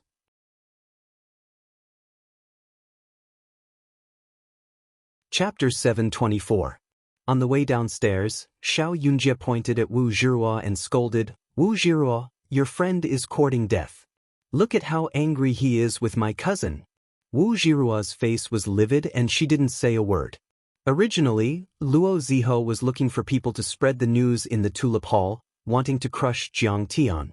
But when Zhang Huchen arrived and turned the situation around, everyone suddenly felt that they couldn't understand Jiang Tian. No one dared to act rashly. However, as soon as Xiao Yunhao stepped forward, many young masters heard the news and followed him, wanting to pressure Jiang Tian. After all, Xiao Yunhao was the focus of the entire party, and his every move attracted attention. After a while, Xiang Qian, He Hongchen's nephew, Kai Xiaofei, Wan Chuha, and more than a dozen young masters surrounded Xiao Yunhao. It's over. These mainland kids are done for. Xiao family, that's a real top family, one of the 4 major families in Hong Kong. Yeah, even his father, Xiao Shikuan, can talk to the chief executive as an equal. Xiao Yunhao, Bamboo United Gang, Number Gang, and other forces in Hong Kong. Who can withstand their wrath? Seeing a group of people walking towards Jiang Tian, everyone was shocked. They knew that Jiang Tian was done for tonight. Wu Zhiruo's face was pale. If Xiao Yunhao stepped forward, Jiang Tian would have no chance of turning the situation around. Mr. Zhang's dancing almost broke my leg. At this time, Su Zixuan, Fang Minxia, and Li Huiyan were chatting with Jiang Tian. Zixuan. Su Zixuan was holding Jiang Tian's arm with one hand and covering her stomach with the other. Suddenly, she heard a cold voice. She turned around and saw Xiao Yunhao staring at her coldly. Young Master Xiao. Su Zixuan's face stiffened. How could she not know Xiao Yunhao's pursuit of her? But she was a cultivator, and she didn't care about worldly wealth. Therefore, Xiao Yunhao's wealth and background, which was an unparalleled temptation to other women, was not attractive to Su Zixuan at all. In her eyes, there were only geniuses like Jiang Tian. Even if Xiao Yunhao couldn't be compared with Jiang Tian, as long as he had some ability, it would be enough. Unfortunately, Xiao Yunhao was just an ordinary person. Su Zixuan, is this your friend? Why don't you introduce him? Xiao Yunhao smiled meaningfully. Jiang Tian. He's not my friend. He's the one I'm pursuing. Unfortunately, he hasn't accepted me yet. Su Zixuan suddenly had an idea and laughed. As soon as these words were spoken, the crowd went into an uproar. This was a slap to Xiao Yunhao's face. Wu Zhiruo was also shocked. The girls by Jiang Tian's side, Fang Minxia, Su Zixuan, and Li Huiyan, which one of them was 10 times more noble than him? Could it be that he was mistaken? She suddenly remembered Jiang Tian's words. I, Jiang Tian, can get any woman I want with a flick of my finger. She still can't forget you and is still brooding over it? She originally thought that Jiang Tian was bragging. But now, she had no choice but to believe it. Suddenly, she felt like she had been slapped a few times, and her face turned red. He was already married. Su Zixuan was still pursuing him. Wasn't she willing to be a mistress? What kind of charm was this? Xiao Yunhao was so angry that his face turned green, and he gritted his teeth. But as the most eligible bachelor in Hong Kong, he couldn't use women as an excuse. It was too embarrassing. He was too narrow-minded. If he didn't have the charm and ability to make women follow him, then he would use his gun to threaten others. That was something that only trash like Wan Chuha would do. If Xiao Yunhao wanted to stand out, he would have to find a more honorable reason to win people's hearts. He wanted to humiliate Jiang Tian and make Jiang Tian and Su Zixuan realize the huge gap between him and Jiang Tian. He also wanted to gain the support, admiration, and allegiance of all the young masters in Hong Kong. He walked to Jiang Tian and stood in front of him. Like a god, he looked down at the crowd and shouted coldly, "Brother Jiang Tian, I heard that you guys have been stirring up trouble in Hong Kong and stirring up a lot of trouble. Just because of a small matter, you have seriously affected the peace and harmony of Hong Kong and the unity of both sides of the Taiwan Strait. And this time, you beat someone up in public at a gathering of celebrities. You have no respect for Hong Kong's upper-class society. Now, on behalf of the upper-class society in Hong Kong, Macau, and Taiwan, I want you to apologize to them, and I will let you off the hook." "Who are you?" Jiang Tian gave him a sidelong glance and asked disdainfully. "You are as blind as a bat. This is Xiao Shikuan's son, Xiao Yunhao." Sun Jiaro looked at Jiang Tian with disdain and scolded. "Even the Xiao family's eldest young master is here. Are you still not going to apologize?" Wu Chuchu shouted coldly. Wu Zhihua also shouted anxiously, "Jiang Tian, don't force yourself. This is your only chance to live." Even though Jiang Tian and Li Zhikai were close friends, Li Zhikai would not offend Xiao Yunhao for Jiang Tian. Superman Li and Xiao Shikuan had been working together to control Hong Kong's real estate industry for many years. Meanwhile, Xiang Qian, Kai Xiaofei, and Wan Chuhe were smirking as they sipped their red wine. There was a huge gap between them and Xiao Yunhao. Once Xiao Yunhao showed up, he didn't need to do anything. Jiang Tian was dead meat. Luo Ziho's lips curled into a mocking smile as he sipped his red wine. So what if Jiang Tian knows Li Zhikai? All I need to do is to add fuel to the fire and you will become everyone's target. Wu Zhihua will still choose me after you die. Hearing this, Jiang Tian's face was as calm as still water. He raised his hand and pointed at the few people. "Now kneel down and kowtow to me. Otherwise I will break your legs." Everyone's face changed color after hearing what he said. Xiao Yunhao was even more enraged. His eyes were about to spit fire. Wu Chuchu and Sun Jiaro covered their mouths as they looked at Jiang Tian in disbelief. They had no idea why he would say something like that. Xiang Qian represented in club and the number gang. Kai Xiaofei represented Macau's gambling king He Hongqian. Wan Chuhe represented Taiwan's United Bamboo Gang. Xiao Yunhao represented Guo Shikuan's family. What the fuck? This kid had offended the entire upper-class society in Hong Kong, Macau, and Taiwan. Many socialites and young women who were watching secretly shook their heads. This kid really didn't know what was good for him.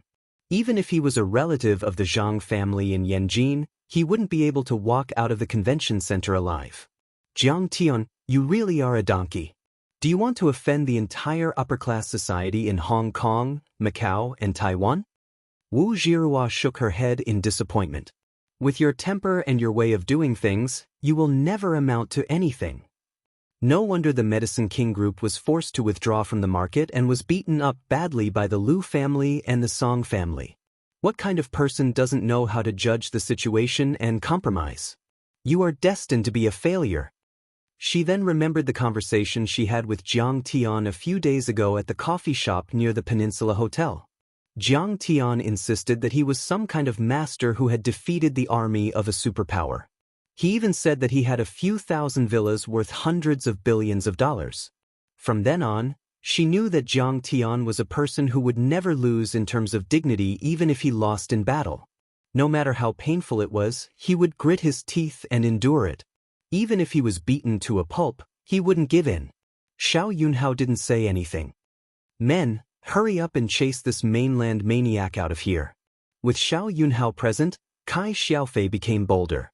He became arrogant and domineering as he shouted at the security guards. "Slap him." Jiang Tian raised his brows and pulled a taut face. "Sir." Jiang Chao stepped forward and slapped Kai Xiaofei across the face. Kai Xiaofei was sent flying 3 meters away like a scarecrow. He fell to the ground and his face was swollen with bruises. "What the fuck? Open the door." Everyone was dumbfounded. They had heard of Jiang Tian's arrogance, but they had never seen it with their own eyes. Now that they had seen it with their own eyes, they were even more shocked. "Aren't you He Hongqian's nephew?" Jiang Chao grabbed him and slapped him across the face, causing all of his teeth to fly out. Aren't you a big shot? Keep it up. Jiang Chao slapped him again. Kai Xiaofei passed out and didn't make a sound. Everyone was dumbfounded. They couldn't believe it. This mainland maniac was out of his mind. He Hongshan was on the 3rd floor. How dare they hit him? It's over. It's over. Wu Zhirua almost fainted when she saw that. She was worried for Jiang Tian. However, when she remembered that she had warned Jiang Tian several times, but Jiang Tian still refused to back down, she was even more frustrated. You must think that you can do whatever you want with Fang Minxia and Su Zixuan behind you. But you don't know how influential Xiao Shikuan's family is in Hong Kong and Huaxia. Forget it. I have tried my best to persuade you. I don't care about you anymore. At this moment, everyone was shocked and deathly silent. However, the hot-tempered Fang Qian pointed at Jiang Tian's nose and shouted, Jiang Tian, you are just a country bumpkin from China. How dare you challenge us young masters from Hong Kong? Do you know that you will die a horrible death if you do this? Slap him. Jiang Tian picked up a glass of red wine, took a sip and said calmly, Slap. Without another word, Cheng Yi strode forward and slapped him across the face, sending him flying 7 to 8 meters away. Fang Qian fell to the ground without making a sound. No one knew if he was dead or alive. The security guards panicked. Some called for an ambulance and some went upstairs to report the incident. Arrogant. Too arrogant. Where is Li Zhikai? Ask Zhikai to come down and take him down. Xiao Yunhao was so angry that he smashed 2 glasses. Jiang Tian slapped Fang Qian in front of him. That meant that he was not taking him seriously at all. What a humiliation. That was the real humiliation. The commotion was too big. The news quickly spread to the Red Peony Hall upstairs. Many tycoons were alerted. A moment later, under the escort of many powerful figures, Xiang Qiangxing, the tycoon of Hong Kong, walked down the stairs and approached Jiang Tian. Everyone retreated one after another, opening up a path. Their eyes were filled with fear. Even Xiao Yunhao nodded and said, Uncle Xiang, it's all my fault. I didn't protect Fang Qian well. Although Xiang Qiangxing was not as powerful as Superman Li and the other 3 tycoons. But the problem was that Xiang Qiangxing was a member of a secret society. He was a tycoon of a secret society. He was the kind of person who could kill without batting an eyelid. This kind of person might not be able to make you successful, but he could crush you in a matter of minutes. He could not be offended.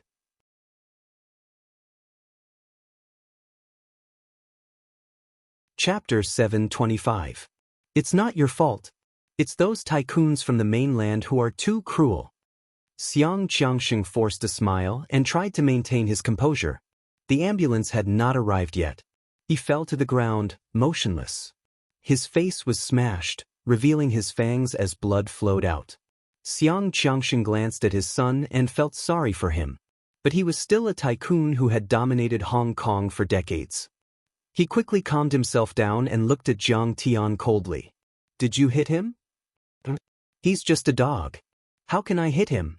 My men did it. Jiang Tian sneered. Xiang Qiangxing's face turned red and his body trembled. He felt like his lungs were about to explode. Washing Movie and Shu Min were banned from the industry.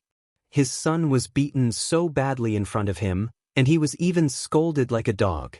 It was a great humiliation and the biggest defeat in his life. He could not accept it.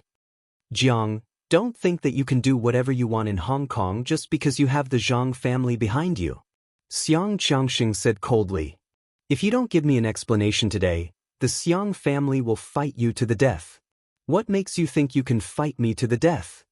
Jiang Tian looked at him with a half-smile. You don't even know who I am and you dare to fight me? By the way, I told you to get out of Hong Kong in 3 days. Did they not deliver the message or did you not take it seriously? Jiang, you don't know what you're doing. Xiang Qiangxing was so angry that his body trembled. Tell the leader of Inxi, Xiang Qiangxing, to get out of Hong Kong. Not even the chief of the security bureau dared to say that. Xiang Qiangxing's face turned pale. Now, the Zhang family of Yanjin dares to fight me. They don't know what's good for them. I, Xiang Qiangxing, will make you cower in fear. Hee, Jiang Tian sneered and looked at him with disdain. He did not even bother to argue with him. Xiang Qiangxing was so angry that his face turned pale. Everyone around also shook their heads.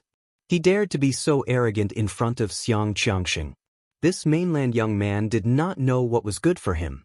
Not to mention anything else, would you be able to dodge if a few men of sacrifice were to shoot you from the back? Jiang, I know that your grandfather, the Zhang clan, is powerful. You're not afraid of my Xiang clan, but what if they join in? Xiang Qiangxing suddenly regained his calm and said loudly. As soon as he finished speaking, another group of people came forward, led by Wei Duangong. Wei Duangong, Number Gang's leader. Number Gang's main force is in Europe. Even if Jiang Tian is backed by Yanjing, he can't control Europe. Seeing Wei Duangong's arrival, many tycoons and celebrities exclaimed in surprise. Even though Jiang Tian had the Zhang family's red background, he couldn't do anything to Wei Duangong. After all, they were an international club and their influence was in Europe.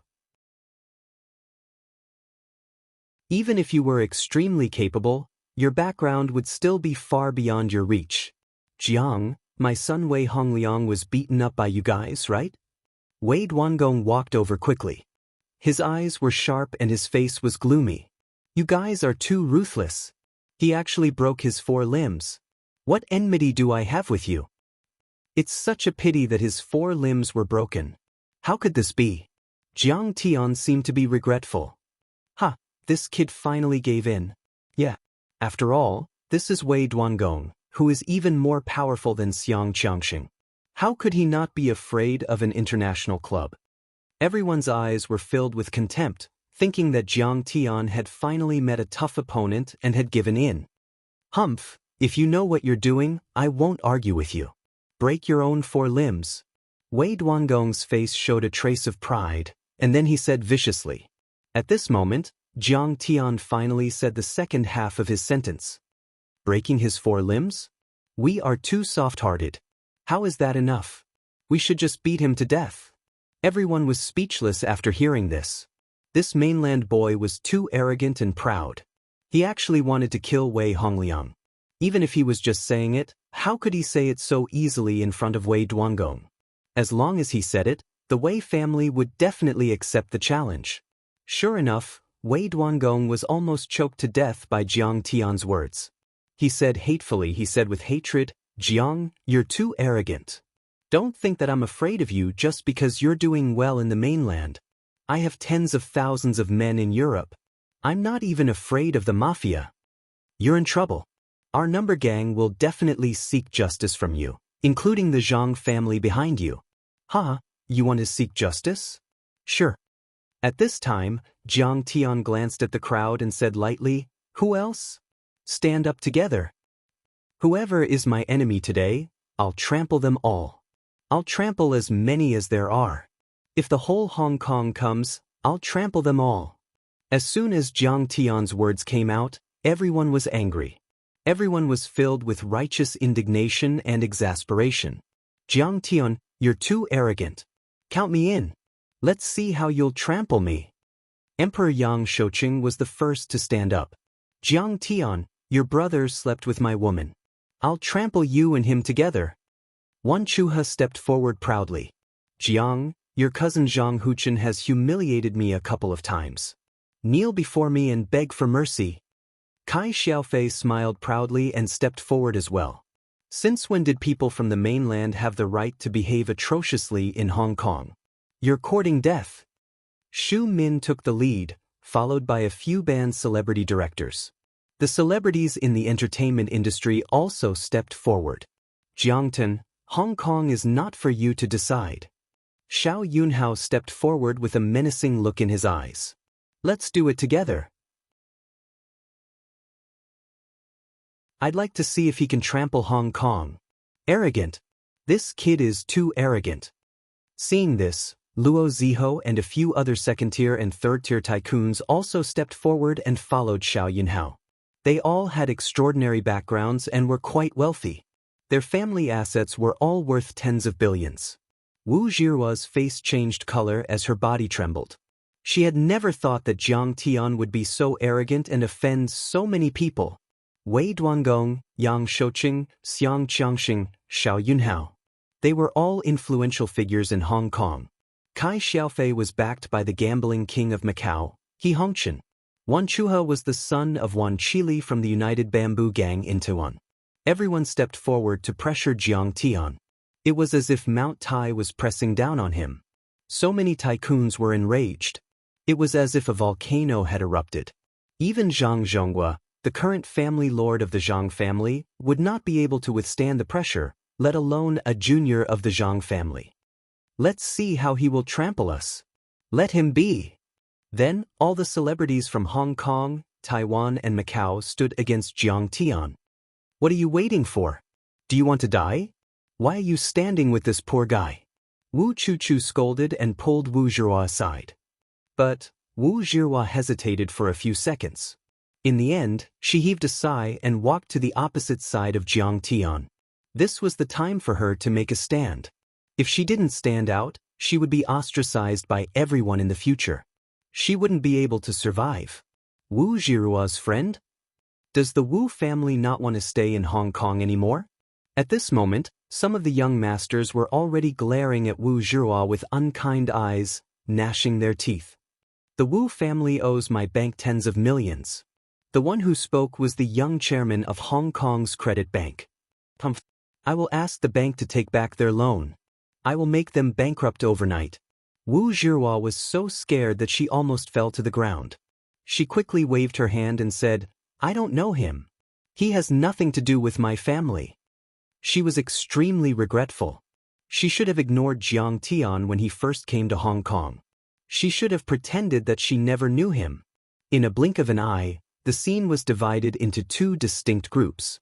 There were hundreds of people from Hong Kong, Taiwan and Macau. Each of them had a powerful aura. On the other hand, Jiang Tian was all alone. It was as if the whole world had turned against him. On the other hand, there were Jiang Chao, Shen Shuai and Cheng Yi. Do you still want to trample Hong Kong? Who gave you such confidence? If you have the balls, you can trample on all of us. Wei Duangong sneered. There are so many of us here. Any one of us can crush him to death. Yang Shouqing sipped his red wine and sneered disdainfully at the mainland youth who was acting recklessly in his eyes. I don't believe that we can't crush him with so many of us here. If he doesn't, he will die a horrible death. Xiang Qiangxing sneered, his hatred soaring to the heavens. Everyone thought that Jiang Tian was going to give in. To their surprise, Jiang Tian sat calmly on the chair. He looked around and sneered. Is that all? Not enough for me to trample on. How about a few more heavyweights? What? This is not enough for him to trample on? Are you going to trample on Superman Li, Xiao Shikuan, Wan Qili and He Hongqian? How arrogant! Everyone was stunned. They could not believe what they had just heard. That's right. If they dare to stand against me, I will trample on them. Jiang Tian said disdainfully. Superman Li, Xiao Shikuan, Wan Qili and He Hongqian are nothing to me. They have to bow to me like a disciple. Arrogant. This is insane. Everyone was shocked by Jiang Tian's words. Arrogant? I'm really modest. Jiang Tian cracked a smile and said, I don't know if I should say this. Everyone here is trash in my eyes. Very well. Since there is no one more powerful than you, I will trample on you one by one. Jiang Tian pointed at Xiang Qiangxing and sneered. Xiang Qiangxing, I have asked someone to tell you that you have 3 days to get out of Hong Kong. Didn't you hear me? Jiangdan, how dare you? You have no idea what is good for you. Xiang Qiangxing straightened his back and said arrogantly. It was a simple action, but it was enough to make him exude a murderous aura.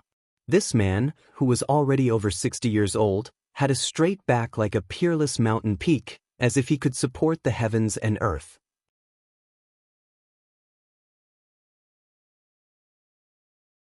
Chapter 726. Xiang Qiangxing put his hands in his pockets and looked at Jiang Tian with a cold gaze. You want me to get out of Hong Kong? Who do you think you are? Xiang Qiangxing questioned Jiang Tian with disdain in his eyes. Suddenly, a series of footsteps came from the entrance of the hall. The chief of the security bureau. And the chief of police, Fangui. Who is that? A man wearing a long green robe and cloth shoes walked over with a majestic gait. He had an outstanding temperament and a powerful aura. However, what happened next was completely unexpected. The man in the azure gown glared at Xiang Qiangxing and said, "Mr. Jiang, who do you think you are? Am I good enough?" Wei Duanggong was stunned. Xiang Qiangxing was also taken aback by the man's words. The old man in the azure gown exuded a domineering aura. He ignored the nobles and celebrities present and strode to the stage where the auction items were displayed. There were many antiques and art pieces that were protected by bulletproof glass. They were all donated by Superman Lee's family to raise money for the auction. Inside one of the rectangular glass cases was a colorful ancient sword. The man approached the glass cover, and his slender, fair, and pleasing right hand gently pressed against the glass cover. Everyone was shocked and wondered what the man in the azure gown was going to do. The next moment, the glass case that could withstand a 9mm bullet shattered into tiny particles under the man's gentle touch. Everyone was shocked. However, what happened next was even more shocking. The man in the azure gown picked up the colorful ancient sword and shouted, "Good!"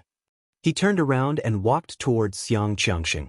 He swung his arm and swung the sword at Xiang Qiangxing. He looked like a swordsman who could kill a man in 10 steps. A cold glint flashed across the air. Xiang Qiangxing's right hand fell to the ground and started to bleed. The sword fell to the ground and the hand was severed. The man in the azure gown's slash was so clean that it sent chills down everyone's spine. The men and women who had sensed the man's arrogant aura were shocked by his cold-blooded and ruthless nature. For a moment, the hall was dead silent. Most of the guests were still in a daze and their hearts were still racing from the image of the man in the azure gown. The atmosphere in the hall was tense. A few women who were not used to the atmosphere and the bloody scene had ugly expressions and were trembling. Many people were also puzzled. Just where did he come from? He dared to cut off Xiang Qiangxing's hand with a single sword strike. This is China's long-established leader, Yi Zhantin. We are here to assist the Hong Kong police in arresting Xiang Qiangxing. Fang Guai, the head of the police force, felt that he needed to explain. After all, Hong Kong was a lawful society. Yi Zhantian. He is actually Yi Zhantian. Xiang Qiangxing is out of luck this time.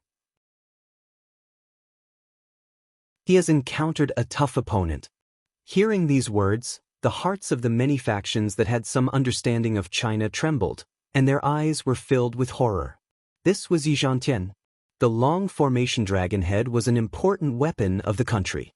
It was no exaggeration to say that its influence was comparable to that of a general.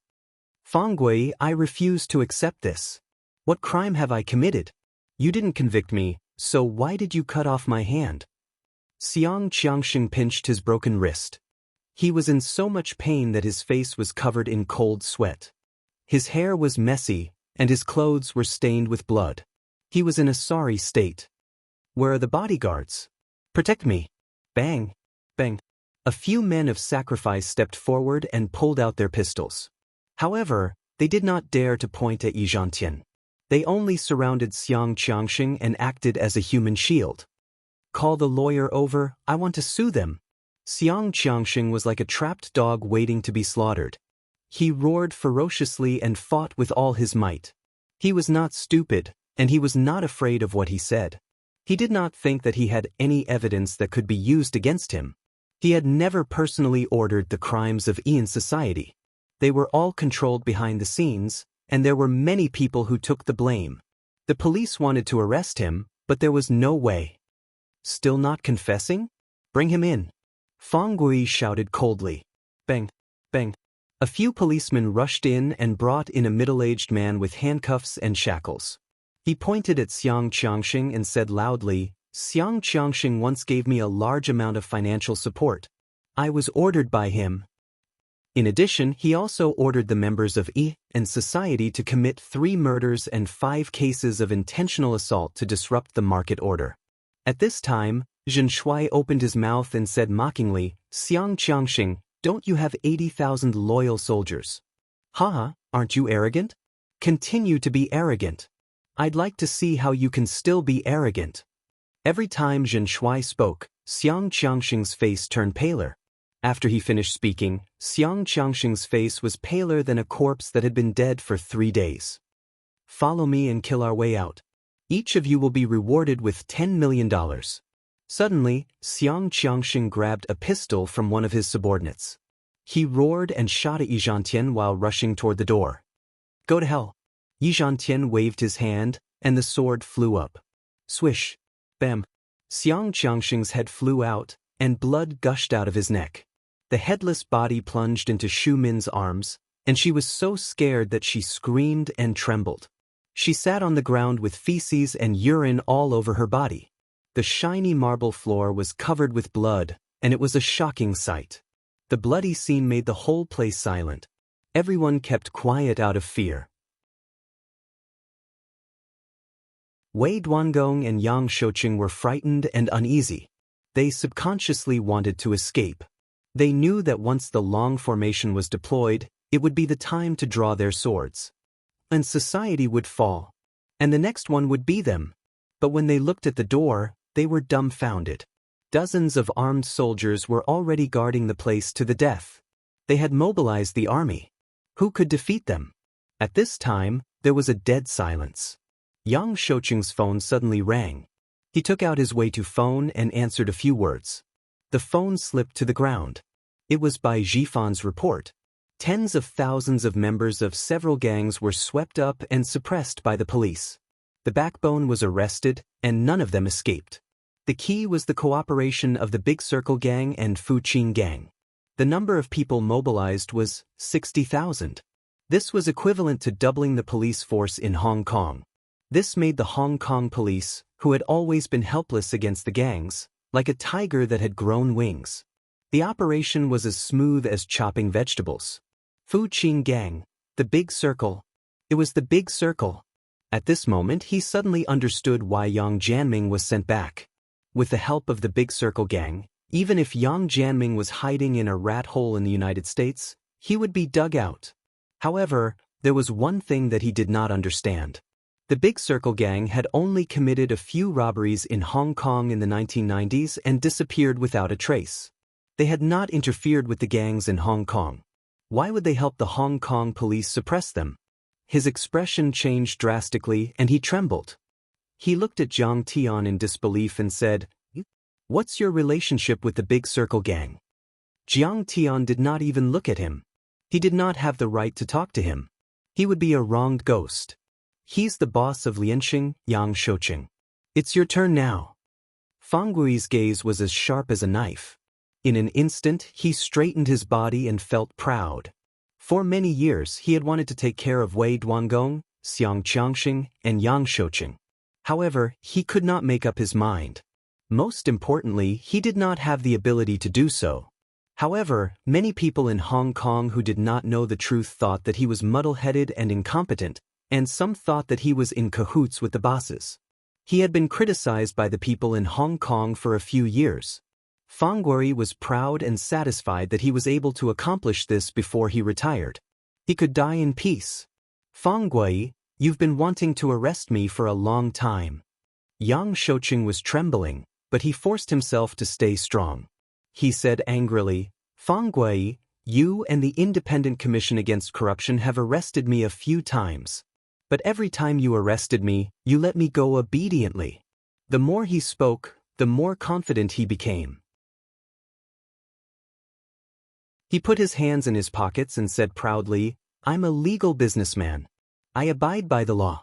Every penny I earn is clean and clean. So, don't waste your time.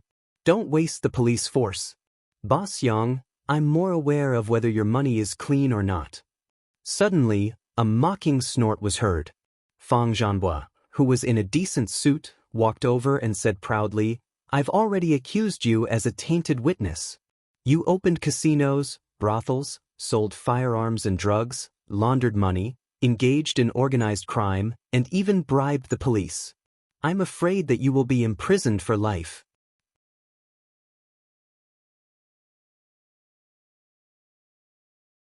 Chapter 727. It's you. How dare you betray me? Yang Shouqing's face turned pale. He broke out in a cold sweat and trembled. I was forced to do it. It was you who pointed a gun at my head and ordered me to do the accounts. We were never on the same side. How can I betray you? Fang Zhanbo said innocently. Shameless. Yang Shouqing screamed in horror. In the next moment, this senior elder was so scared that his knees went soft, and he collapsed to the ground, urinating and defecating. He had a stroke. Take him away. Fang Gui waved his hand coldly. Fang Minxia came forward with a few police officers and took Yang Shouqing away. Fang Gui, we have had tea together more than once. You don't want to arrest me, do you? Only Wei Duangong remained calm and composed as he chuckled in a low voice. Have tea with you? That's to use your power to suppress Yayan society and Heliansheng. What right do you have to make me drink tea with you? Fang Gui sneered and his eyes were sharp. Finally, it was time to draw his sword. He was exhilarated. Fang Gui, I am a British citizen. You don't have the authority. If you arrest me, it will cause an international dispute. Wei Duangong's face changed slightly. He quickly calmed down, put his hands in his pockets, and laughed proudly. Sorry, I arrest you on behalf of the British police and hand you over to the Hong Kong police immediately. At this time, a soft and graceful voice came. A golden-haired, blue-eyed woman in an elegant robe strolled in like a goddess. Behind her were a few British people. Hera of the Pantheon. Wei Duangong was stunned. He couldn't believe it. He was so scared that his face turned pale and he kept stepping back. Until he was handcuffed by the British people. He reacted and shouted angrily, Hera, our number gang has paid tribute to you more than once. Hundreds of millions of euros. And I have the support of the British royal family. We are friends. We are comrades. Jiang, who the hell are you? You can mobilize the Pantheon. Tell me, let me die with a clear understanding. Bang. A British police officer unceremoniously punched him in the stomach and shut him up. At the same time, he reprimanded him in a low voice. What are you doing? Shut up. Even the British royal family can't save you. The person you offended is Master Kong, the famous Jiang Ligua. He's the head of state of Sidoni. Only then did Wei Duangong understand. His face instantly turned deathly pale, and he stared at Jiang Tian with wide eyes, not daring to believe it. Yes, you have no idea who you have offended. Hera smiled disdainfully and shook her head lightly. Mr. Jiang is not someone you can afford to offend. Wei Duangong immediately regretted it. It was too late for him to beg for mercy. He had already been dragged out. Everyone's eyes were filled with shock and fear. They were like quails trembling in the face of a tsunami. Wei Duangong, Yang Shouqing, and Xiang Qiangxing were arrested. One suffered a stroke, and one died. The three major Hong Kong gangs had been wiped out by the Hong Kong police within the past hour. A total of over 1,000 members of the society were arrested, and dozens of criminals who resisted stubbornly were shot dead. All the police stations, prisons, and correctional facilities in Hong Kong were filled with people. It wasn't just the convention center that was shaken. Hong Kong was shocked. Tremor. The whole world was shaken. All the major media outlets were scrambling to break the news and report the news at great length.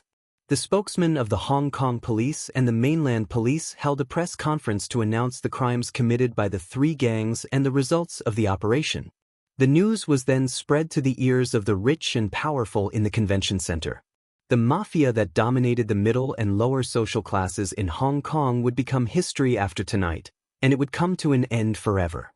When the rich and powerful people from Hong Kong, Macau, and Taiwan understood this point, they instantly felt a chill in their hearts. Their hearts were filled with sorrow, as if they were in the same boat. And the one who did this was none other than this ordinary-looking young man in front of them. He had crushed the three major gangs in Hong Kong with one stomp. Who the hell was he? What kind of person could have such terrifying power? A member of the Red Wall? The illegitimate son of some big shot? For a moment, this thought appeared in many people's minds. They looked at Jiang Tian with a puzzled expression. Master, I'm sorry I'm late. I didn't expect you to suffer so much in this small Hong Kong. Yi Zhantian walked up to Jiang Tian and bowed respectfully. Don't worry about it. You have done a good deed by arresting them.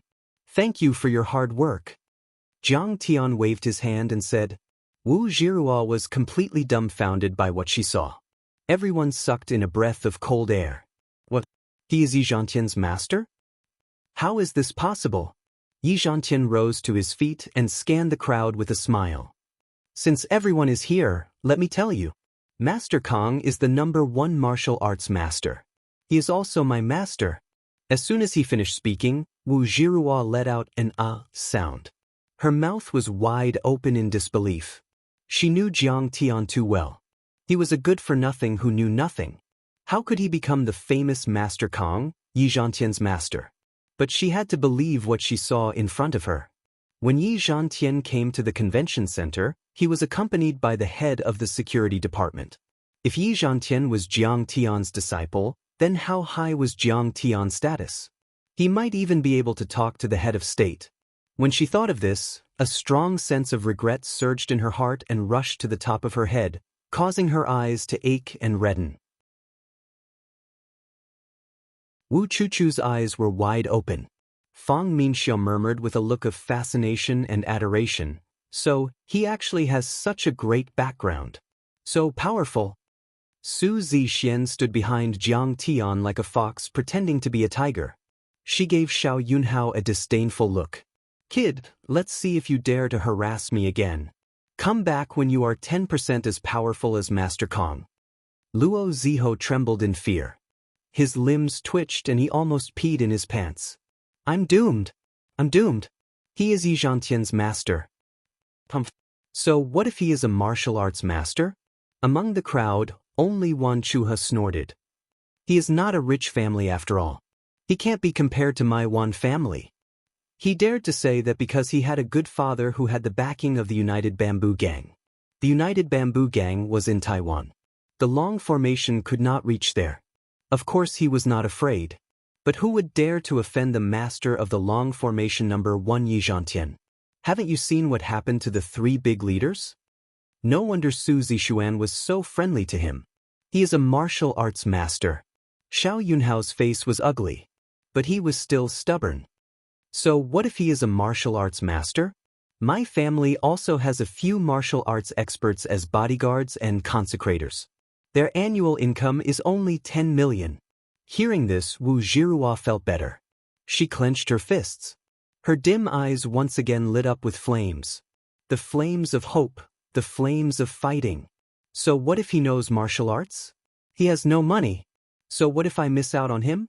Maybe in the future I will marry a rich young master with a net worth of billions.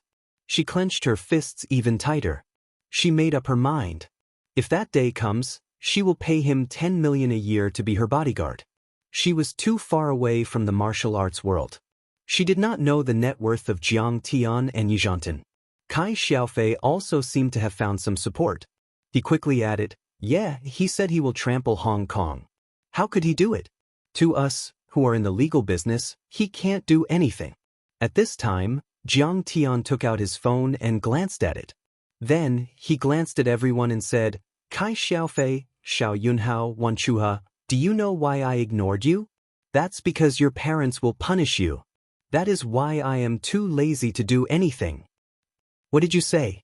Kai Xiaofei was furious. My uncle is He Hongchen. You want to trample on me? Come on, come on.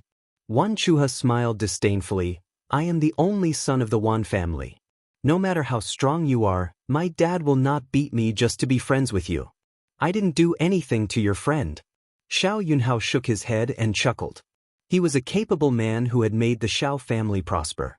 His father, Xiao Shikuan, trusted him and loved him to the core. Why would he punish him just because of some disrespectful words? Superman Lee is coming down. Someone suddenly exclaimed. Everyone looked up and saw Superman Lee, He Hongchen, Wan Qili, Xiao Shikuan, and other tycoons coming down from the Bauhinia Hall on the 3rd floor, led by the director of the Joint Office of the Central Committee of the Communist Party of China. Everyone clapped their hands in awe and reverence. and made way for them to pass. These people were the real tycoons of Hong Kong, Macau, and Taiwan. Every single one of them was rich enough to rival a country, and had the power to overturn the imperial court. Uncle, you are finally here. A few days ago, it was this group of mainlanders who beat me up. They were very fierce. Kai Xiaofei was like a loyal dog that had just seen its master. He ran to He Hongqian and pointed at Jiang Tian. Get your men to arrest him. Help me vent my anger. This is so annoying. Smith. He Hongqian did not stop. He turned around and slapped Kai Xiaofei to the ground. He was already in his 80s, but he could still hit Kai Xiaofei so hard. He then waved his hand at the bodyguard and said, "Drag him out and break his legs. Alright, make sure his bones are crushed." Then, ignoring everyone's shocked gazes and Kai Xiaofei's begging for mercy, he quickly walked up to Jiang Tian, knelt down with a thud, and kowtowed 3 times and 9 times. I didn't know that Master Kong would be here in person. Please punish this old man for being late to welcome you. That little bastard Kai has offended you. I will find a way to make him disappear from this world after this. Everyone was dumbfounded and felt that their brains were not enough to comprehend the situation. Mr. Gambling King, you are exaggerating. Even if he is a martial arts expert, you don't have to kneel down like this. You don't have to kill your own nephew. Furthermore, looking at how you're trembling, it seems like you're scared out of your wits. You're an important person who can be received. But the most shocking thing was yet to come.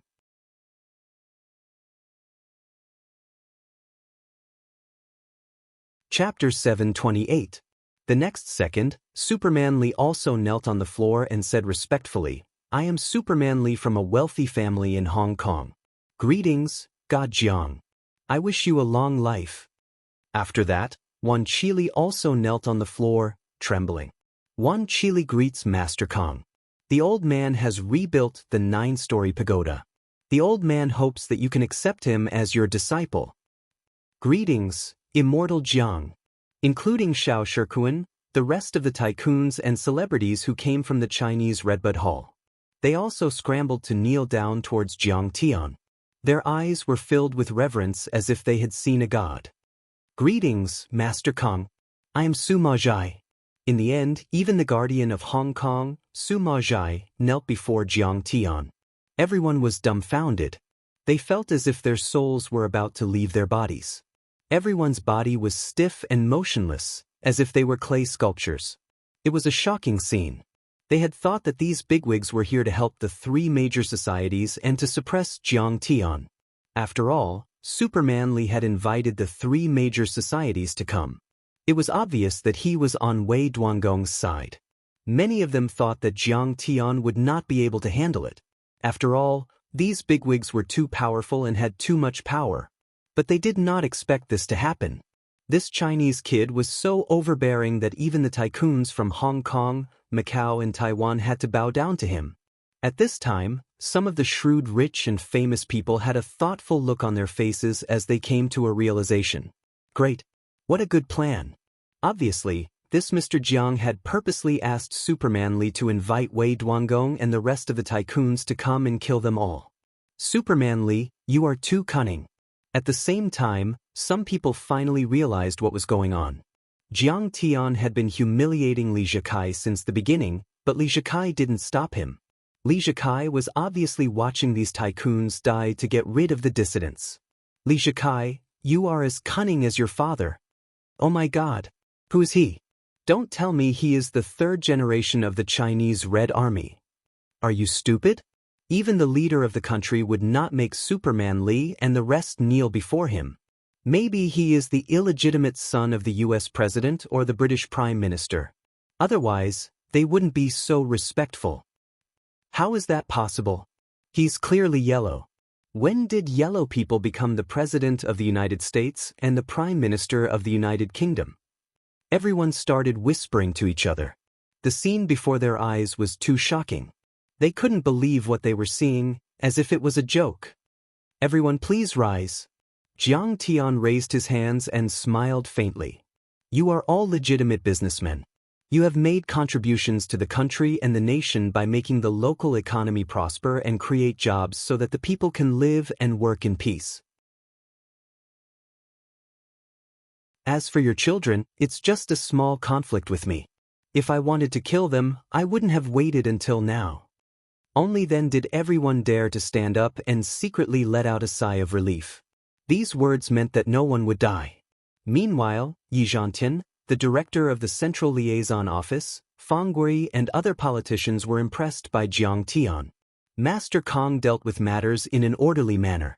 He was disciplined and had a good grasp of the big picture. Only such a person could control a country. A man who does not know but is not enraged, is he not a gentleman? Grandmaster Jiang is broad-minded and truly has the demeanor of a gentleman. Superman Li was full of admiration for Feng Yu. Suddenly, Xiao Shikuan waved at Xiao Yunhao. Immortal Jiang, this is my son, Xiao Yunhao. He will work for you from now on. What? Work for him? Xiao Yunhao could not believe what he was hearing. Then, Xiao Shikuan looked around and sighed. There is something that the old man did wrong. Master Kong is the developer of Sidoni's Xingyuan village for immortals. These villas can prolong people's lives. Each of them is worth over $1 billion USD. There are more than 1,000 of them. These projects conflict with the Xiao family's high-end real estate projects.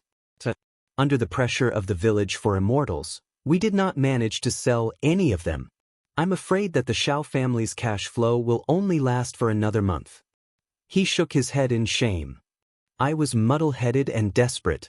I instructed the Hong Kong media to ban the Immortal Healing Village and even sent a public relations team to slander the Immortal Healing Village in Hong Kong, Macau, and Taiwan. I seriously damaged the reputation of the Medicine King Group and the Immortal Healing Village. He bowed to Jiang Tian and said, however, Master Kong did not forgive me. However, Grandmaster Jiang is a magnanimous man. Not only did he let me off, he even asked Mr. Chen Jinming and Ms. Jiang Lin to talk to me and help me. Now, Mr. Jiang has invested in Xiao Enterprise with his technology and owns 51% of the shares. From now on, Xiao Enterprise will be renamed as the Village for Immortals. I was talking to Mr. Chen Jinming and Ms. Jiang Lin upstairs just now. What kind of technology is worth billions of HKD? I think Mr. Xiao was forced to do this. Some of them could not believe it and started to whisper among themselves. He has become the biggest shareholder of the Xiao family. Wu Chuchu could not believe her eyes. I'm going to be screwed. I'm doomed. Sun Jiarou's forehead was covered in cold sweat. Only Wu Zhirua's face was as pale as a sheet. She did not say a word, but her body was shaking uncontrollably.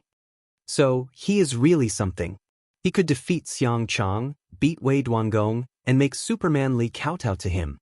So, he really does own thousands of villas and each one of them is worth billions of USD. So, Xiao Shikuan's family is really having a hard time selling their properties. He has been helping me. So, he was not bluffing or lying. I was blind to not see his true colors. That's why I missed him. Her heart was filled with mixed feelings. In the end, it turned into a strong sense of regret.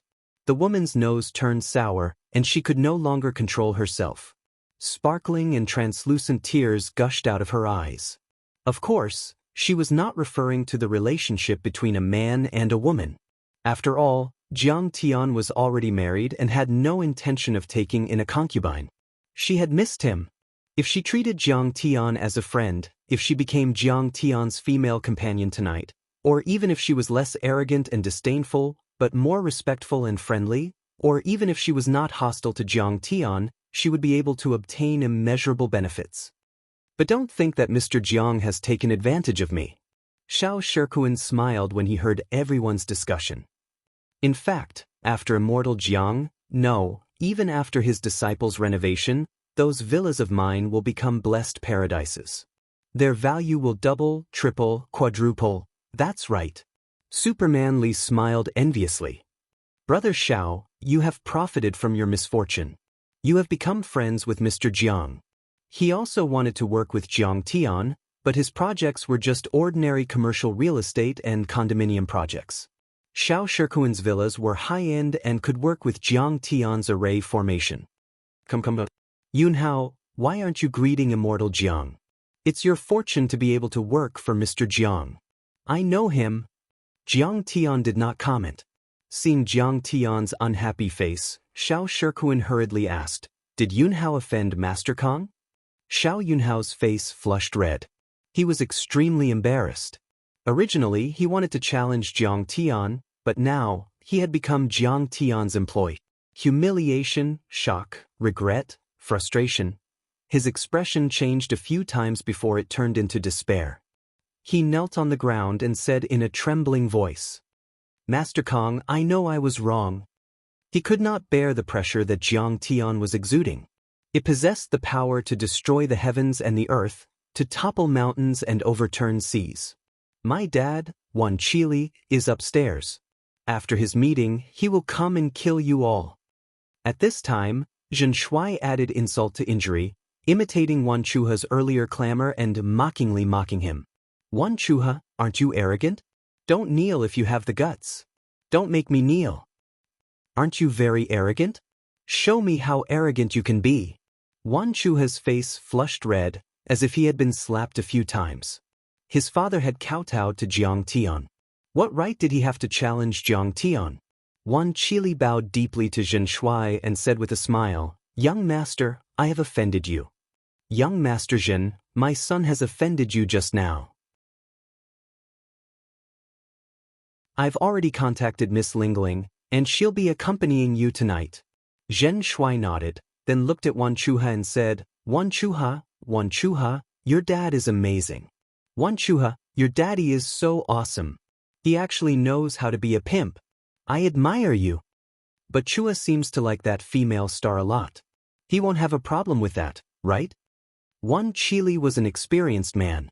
He could keep his composure, or rather, he was thick-skinned enough. Young Master Zhen has a good sense of humor. It is an old man's honor to be a pimp for young Master Zhen. But Wan Chuha was so angry that he gritted his teeth. Although he had been suppressing his anger, he couldn't hold it in anymore. He stomped his feet and gritted his teeth. "Dad, why are you doing this? Aren't you ashamed? Who do they think they are? Do they deserve you to be so humble? So what if they have money? So what if they have power in China? So what if they have Sidoni's immortal healing village? We are in Taiwan. His power and connections in China are useless. We don't have real estate." Actually, from Wan Chuha's point of view, what he said wasn't wrong. He was in Taiwan and was in a gang. No matter how powerful your background was, he could just ignore you. He had real estate and medicine, but his family wasn't in the real estate or medicine business. What could he do to him? Don't be rude. Quickly kneel and apologize to Mr. Jiang and young Master Zhen." Wan Qili wanted to cover his mouth. His heart couldn't take it anymore. But Wan Chuha was still angry. How could he hold it in? "Why should I apologize? Why should I kneel and apologize? What do they have? They know martial arts. My Wan family has tens of thousands of brothers in the United Bamboo Gang. We can't deal with them." But without saying a word, Wan Qili pulled out a pistol from one of his subordinates and shot him in the leg. He shouted sternly, "Tens of thousands of brothers. They are nothing." Master Kong had once defeated 28,000 mixed army and air brigades in Japan. He had once suppressed 300,000 soldiers in France. He is a living immortal. He even killed Gong Yile of the 9-story pagoda. How many heads do you have? Enough for immortal Jiang to kill. Yamaguchi Gumi, Da Huan, and fucking Gang are all Master Kang's disciples. Mitsui Group, Star Moon Group, and even America's California Group all listen to Master Kang's orders. You still dare to be arrogant in front of him? You blind dog, are you trying to get me killed? You're tuning in to the Passion Pages YouTube channel. We're so grateful for your support, and don't forget to subscribe to join us on this incredible journey through captivating stories.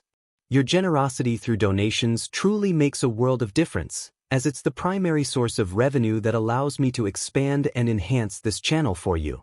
Thank you from the bottom of my heart for being a part of this adventure.